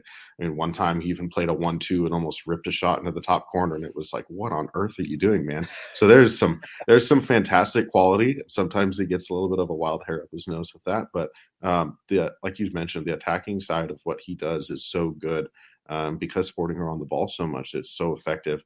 And it's a way to use Peter had this quote in preseason where he said, all 11 players, when we win the ball back, I view everybody as an attacker. How do your actions make us score a goal? And I think Fontes is the perfect encapsulation of that, as a guy who really at G+, some of the more advanced statistics love what he does. And so I think that shows up in the play when they're really in a ball dominant matchup. Who in the preseason came through as a surprise? And I'll let you define the term however you want. Who came out the other side of preseason as an unexpected successful surprise coming into the regular season? It's not a name that you're going to see yet, I don't think. But Ozzy Cisneros is an academy product that when Kyrie Shelton picked up a very, very slight knock and they took him out in a friendly against Phoenix just as a precaution, they threw this 17-year-old kid out there to play center striker. He's small. I'm 5'6". He's shorter than me. He's like 5'5", 5'4", very young, smaller attacking presence that they just signed as a homegrown deal last year. And I mean, he chased people down in the press. He won the ball back, almost created a goal very quickly. There's some things that he does that there was a serious jump in how he was viewed, so much so that they cut two reserve players in Freeman and Ozzy and Grayson Barber because guys like Ozzy are going to be contributing at some point in the near future, and if that's the bottom end of their depth at the forward position, they're going to be really happy. A name that you probably will see more so is Cam Duke. Cam Duke was a really good player at times last year when he came on. Really surprised people just how quick he is on the ball and on the turn. He scored a goal too in Seattle. I think that game was. There's a 3-1 win for Sporting KC up in Seattle, without Alan Polito, without a whole bunch of guys. And Cam scored the third goal, and he's just really difficult for players to deal with because he's so quick on the turn out of the midfield, and he's so fast that he was if he had played like all season long, I swear he would have led the league in fouls suffered because players just hacked him down every chance they got because he was so dangerous in the places that he was able to turn. Peter has kind of wanted him to find a little bit more consistency in his game. And I think that the early reports out of training camp were that he had done so as well. And then, of course, Felipe Hernandez is a kid who went through a really tough time last year after being one of the best players on the team in a good stretch from June to, 4th of July. And then he had the gambling incident and, went away on rehab for gambling addiction, came back, was suspended because he gambled on MLS games, not Sporting KC games, but he had gambled on MLS games. And he, paid the price of that suspension, was reinstated, and he came back with a hunger. And he looks like in the times that we've seen him in the midfield in preseason that he has certainly looked like he's back, and he's got a hunger about him to kind of set the record right about him and about him as a player. And I think that if they have a healthy and contributing Felipe Hernandez and Cam Duke in the midfield, it just makes it a lot easier to give guys rest, especially because of where they can either play that 8 or that 10 in the midfield 3 for them. So. And they're going to need at least one of those guys to step up early on with Gadi Kinda out. He had a cleanup procedure on his knee, minor, but expected to miss, the first month of the season at least? Yeah, he said by the time he was going to be able to get back into training was around this week. I'll be able to head out to training. I won't get to see training because it's, like 4 degrees here today with like negative 12-degree wind chill. So they're doing it at the Chiefs facility, and we can't travel out there to it today. But Gotti should be back into training soon, but just the ramp up for him, coming from off season, it'll take a little bit longer to get him in. But so far, all signs seem good for him there. But yeah, it's a big miss early on. Of course, that was tucked into the announcement from Vermees that Polito was going to be gone for the season. So it's like fans very quickly in January were like holding their head in their hands, like, oh my gosh, the whole world is falling. And it's like, no, it'll be okay, guys. Take a deep breath. But Kinda is, will be out for a bit, and I think that's a perfect opportunity for a guy like Felipe or Cam to really step into the opportunity that's in front of them and maybe earn a spot that says, hey, when you need to rotate someone, I'm always there for it, and somebody that Peter can rely upon to help change matches too when in the middle of the season and through substitutions and stuff like that. So likely going to be Kyrie Shelton up top early on, and possibly for the whole year. It will depend on Vujnovic and what he brings to the table. But Kyrie Shelton can bring others into the game. Do you think he can produce enough to replace Polito this year? I don't know about that. And I think that's the hard part, is that I don't know that, they loved the combo in 2018 of Diego Rubio and Kyrie Shelton. Diego was fantastic, scored goals in between the lines, just a pure poacher for a team that creates a ton of high quality chances. Kyrie does all the off-ball work, does the hold-up play, brings others into it, and mans the press better than almost anyone in the league. And those are such important qualities to Sporting KC's team that I think, at this, and Peter has cited this. I know it sounds kind of weird. Like pitcher wins, right? In baseball is kind of like a dying stat, but Peter constantly puts out there that, when Kyrie's on the field, this team wins at a higher clip than when anyone else is at the striker position. And I think that there's something to that in the work that he does off the ball. So I think for me, as long as Sporting KC are winning, I don't think it'll matter whether or not Kyrie is scoring goals. I think he'll keep him on the field. But I think if the wins aren't coming and the goals aren't coming, and then you're going to start to see Vujnovic a little bit more. But I think stylistically, Vujnovic is a lot like Diego Rubio in how I've seen him in highlights that I've watched, and you get chances to see kind of build up of how he played. For his team in Montenegro or in Serbia, and that they're very similar type players. Good poachers. They're fast. They're able to get in between the lines. They kind of annoy defenders with their off-ball movement. And I think that's going to be an interesting piece to see. Is it like 2018 where, for a stretch, Kyrie was the guy, and then there was about 5 or 6 games where Diego Rubio lit the world on fire. And then ultimately, Rubio was the guy throughout the regular season, and then was traded away, after the playoffs to Colorado. So I think the striker position is going to be really, really interesting to see how they approach it. He's even mentioned Daniel Saloui can play striker, and I think that's a possibility in a pinch if nothing's working.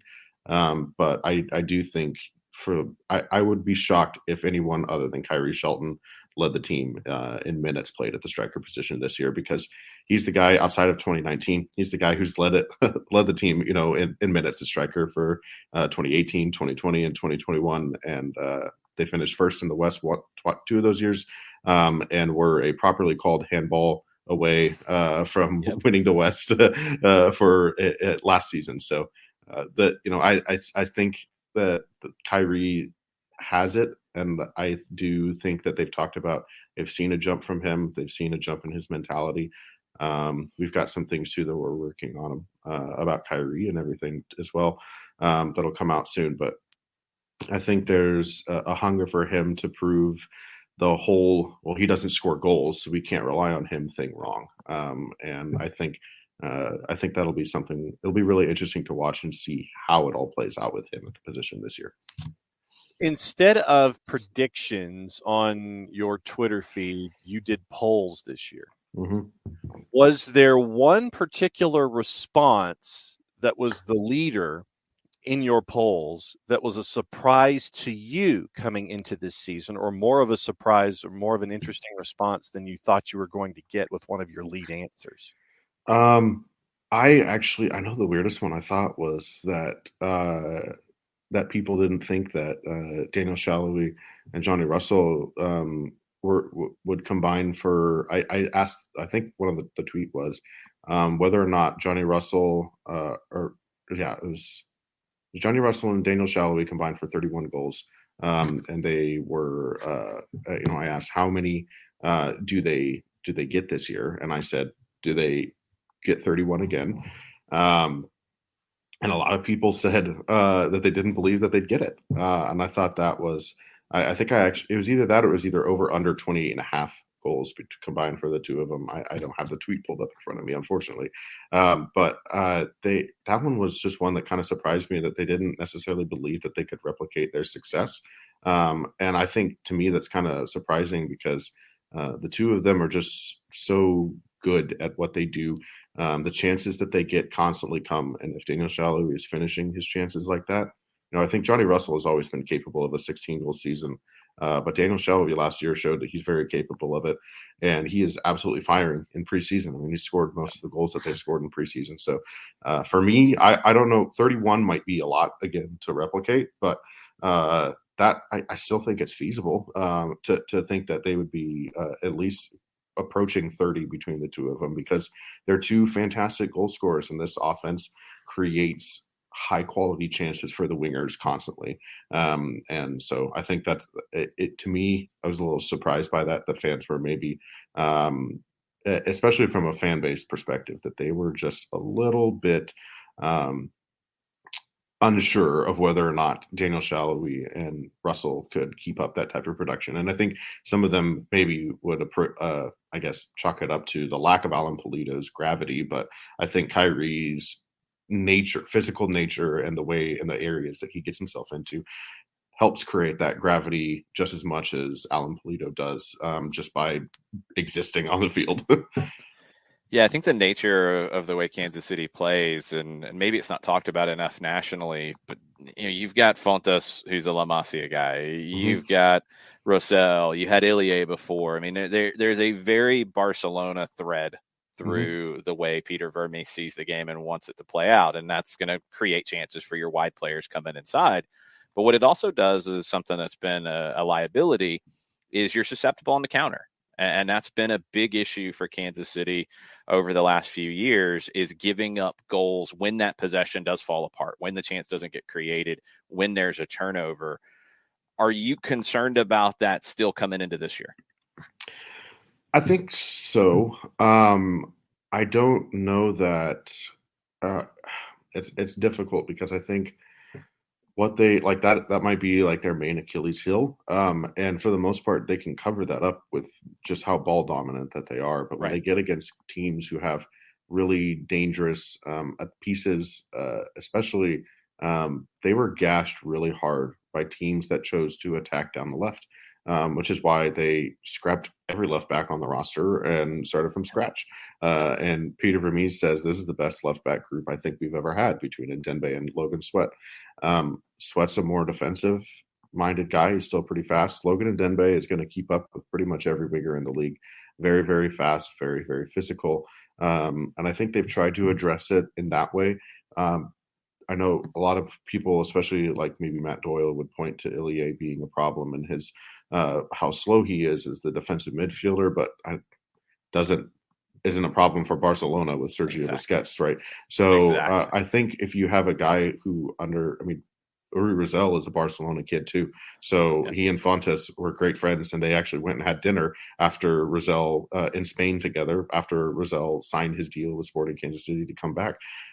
So that he understands the way this team plays. I think he was played in a formation and a setup in Orlando that doesn't suit how he is. So everyone thinks, 100%. Rosell's not gonna do it. But you put him back as the guy, he was been very much the number one defensive midfielder for Sporting KC, starting every single game. And so I think if he can find some bit of form and be a little bit better in terms of the positional awareness that Ilie at times did not have, I think that could really benefit Sporting and in that midfield. And then also just having guys, like Izzy Montmarine being healthy all season long is a very physical and fast center back, a guy who can cover, close people down. And Graham Zusi is Graham Zusi at right back. You know what you're gonna get from him.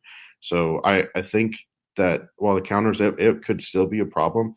I thought one of the most interesting things, I'm good friends with many folks over at the American Soccer Analysis Group, and Jamin Moore. I grew up in San Jose. I grew up a massive Quakes fan, so for a while I always paid attention to them. And Jamin Moore, who does great work for Quakes Epicenter and American Soccer Analysis, he sent me the little chart, and we were talking about how where goals came from against Sporting Kansas City, and they had the highest amount of goals that were unassisted scored against them of any team. And it was just fluke plays. If you go back and look at some of these crazy things where it was goal, and it was goals that didn't even require a key pass. So it was a save that fell directly into the lap of somebody, a deflection that fell directly into the lap of somebody, or something crazy happened, and set piece stuff where ball jumbles around because they didn't clear it properly and it gets kicked out. They were just that more so, and they were down at the bottom of the league in terms of through balls through them, and even progressive passes were kind of about league average. So I don't necessarily want to say that I think the counterattacking thing is a myth, but I think there's some truth to it because you do see him get gashed, and a lot of those opportunities happen because of counterattacks that they just couldn't quite cut out the whole thing. And so I think that'll be interesting to see how they deal with that this year, because I do think that was a significant area for them last year where you're just like, where is this fluky goal coming from? And it happened so often and so many times last year that because they are very solid defenders individually and as a group for the most part, they were still one of the best teams in goals conceded in MLS last year. But that one Achilles heel seemed to be that they just could not clear certain situations, and that was I'm curious to see if they've fixed that problem, because sometimes I'm not quite sure what the fix is there. Is it just better clearances? Is it just being a little bit more lucky? I don't know, but that was the counterattacking thing will be a thing to watch as well. But yeah, those fluky goals too off counterattacks as well. It's just an odd way to lead the league in those goals against. It was so very, it not just led the league, but in a very different category than everyone else was in those goals that weren't assisted or didn't have key passes to the finisher. I think your mind will play tricks with you a little bit. And I think with possession-based teams, ball-dominant teams, it's as typical. I mean, Atlanta's the same way. And you think of the goal that is conceded when that possession falls apart and there's maybe a turnover somewhere where you are gashed, but you're built to get all 11 players or all 10 players on the field into the attacking half to keep the ball there. Mm-hmm. So yeah, you're going to get hit at times, but that's the trade-off for getting so many players involved in the attack. It happens here. It happens everywhere where it's like, they can't defend the counter. It's like, well, they're not really built to defend the counter because they're built to have the ball. Mm-hmm. So that's the whole idea. One question from the Twitch pitch before we let you go, Daniel. Not about this year's Kansas City team, but Gianluca Busio, and just how, the reaction in Kansas City to see a guy who comes up through the club and continues to grow as a player and is now doing well in Serie A and with the national team. How do people feel about the development of Gianluca? I think they're proud. They're really proud to see that their academy did that and helped produce a guy that ended up being so successful and ended up, everyone, you can always put these projections out here. Like Tyler Freeman, the player that was just recently cut. I remember Sporting KC's academy director talking about how he was even more goal hungry and was going to be potentially even a better attacking product, attack-minded product than Gianluca Busio was. And so I said, okay, wow. Well, now we have, where's Gianluca Busio is in, granted, a defensive fielder, but that's where he's at. And Tyler Freeman just got cut. So I think there's it to see the projections and for fans too that really understand the business side of things, to get the big transfer fee kind of validates all the whole thing that Sporting have talked about the last few years is developing a pro player pathway through their academy and through. And I think not only is the organization really proud, but the fans are too. I think Sporting as an organization does a good job of making sure that their fans and their players feel very tight-knit and the players don't feel unattainable or unapproachable. They feel very family-esque. And Gianluca's just a great kid. Every single time I've talked to him, I remember when the first time I sat down with him, I was like, wow, this guy for 14 years old is so well-spoken and so incredibly, he gets the media side of things, great talker, answers questions honestly. And, the next couple years later, Tyler Adams got the move to New York Red Bulls, and I asked him straight up, just kind of to see what he would say. And I said, do you see that move, and does that motivate you? And you could just see how hungry he was for it. And he goes, oh yeah, I want that. And I think it's a proud moment that I think Kansas City feels for him. I know plenty of Sporting KC fans are, went and got the Venetia kits when they could get them. I grabbed one as well. They're fantastic. They're one of the coolest kits in soccer. So when I think there's just overwhelming feel of okay, he's one of our own, and we're very proud to see what he did and to get the debut at Children's Mercy Park. I don't know if you've seen his interview on the call up from MLSsoccer.com, but as he talks about how cool that moment was, I think covering that game was just as cool to hear the entire crowd chanting for him the whole time. The stadium was relatively empty given how late it was and how expensive the tickets were for an opponent that was not going to get you up out of bed, but that the stadium was loud, really, really, really loud. Also, too, he provided one of the most cathartic moments for Kansas fans in a really long time. I was in the Cauldron. I chose for the very first game back with full fans in the stadium last year. I said, I'm going to cover this game from the stands. I'm going to sit with the fans. I'm just going to take in and soak in the atmosphere of finally being back to full capacity and a sense of normalcy. And when he hit that free kick, I mean, the roof lifted off the place. That wonderful free kick against Houston. I have a view that's right behind the goal from it, and it was one of those moments that, like, you got goosebumps, and I didn't say anything. I thankfully I got video of it, and I was trying not to make the camera, shake, but I'm just sitting there, just like, oh my gosh, what a transcendent moment. And so he provided that for a lot of folks in that stadium that night, and I think there's that combined with just the overall family feel that fans have towards their players.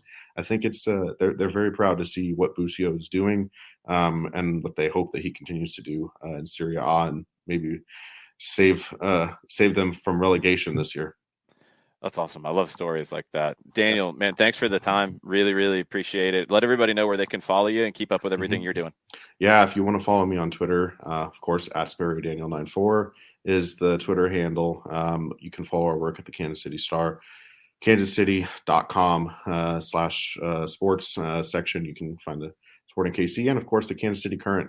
We've got a fantastic women's team here, owners that really care about it, and I think they're going to be one of the more interesting stories to watch in women's soccer this year as well. So if you care about that, I've got that covered as well. So thanks again for having me on. It's been an honor. I've seen your guys' show plenty of times and watched you guys and heard from you guys doing great stuff and keeping the fans informed down in Atlanta. So I'm looking forward to Sunday, and I hope you guys are as well. It's going to be one of the best kickoff matches to start an MLS season in a really long time. Totally agree. Are you traveling for it? Are you going to be down here? I am not going to travel for it. I've had a few. We'll just say there's been some other trips that I had already had planned before I got the KC Star gig. That was like, well, all right, I guess so. The closest I'll get is Florida down in March, but that's unfortunately I've been wanting to make the Atlanta trip. Unfortunately not this year, but definitely going to try in the future. We'll see you down the road. I might have. Okay, I've got one more. I think I can squeeze it in if you've got a second. Go for it. One of our listeners is going to be in Kansas City in late May, early June, and wants your recommendation on a non-barbecue restaurant to try. Oh boy. Oh, you asked a foodie this question, so that's there we go. Like 70 different answers, man. That's hard. You've got to try the barbecue for one. So I'm not going to tell you that. There's better hole in the wall places. So hit me up on Twitter and I'll give you the hole in the wall barbecue places too. I will definitely do that next time I'm in Kansas City. But the number, gosh. I mean, gosh, there's so many factors. Price range, what kind of food you like. There's a place that I just love that is a hole in the wall Salvadorian shop. It's called El Pulgarcito, the Little Toe. It's right. So like there's Mission and Merriam, Kansas, which is a relatively wealthy part of Kansas. And right across the railroad tracks is a little bit of an older rundown part of Merriam. But there's this little shop there called El Pulgarcito. They have the best pupusas and it's fantastic. And there's plenty of great restaurants, especially on the plaza. If you go to the plaza area and you stay down there, that's kind of like Restaurant Row right there. There's so many fantastic places there. Graham and Dunn is a Kansas City one that's really popular and really fantastic down there. So, man, you're gonna have to hit me up on Twitter because there's so many different choices, so many things I could say. That's great. That's a very hard question to ask a foodie because I've got I could tell you every cuisine, which restaurant I like, at which price point, and all that kind of stuff. So We have our oracle for food when it comes to Kansas. Yes, when we are there, hopefully next year, we'll be hitting you up. We'll grab some dinner. All right. Yeah, for sure. Sounds good, guys. Excellent, Daniel. Thanks for the time. Appreciate it. We'll talk to you soon. All right. Thanks, guys. Have a good one. Daniel Sperry, make sure you're following him, Sperry Daniel 94 on Twitter. And for your food questions in Kansas City, you can send those that way as well. I did not know there was an El Pulgarcito in Riverdale, Georgia. Very, very cool. Might have to check that one out, see if it's as good as the one in Kansas City.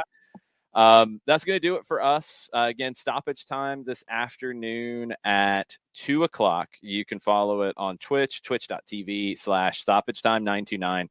or on facebook.com/929 the game. It'll stay on Facebook. The audio version will come out probably in the morning from the 92.9 the game podcast folders. Off the Woodwork is where you can find the soccer stuff.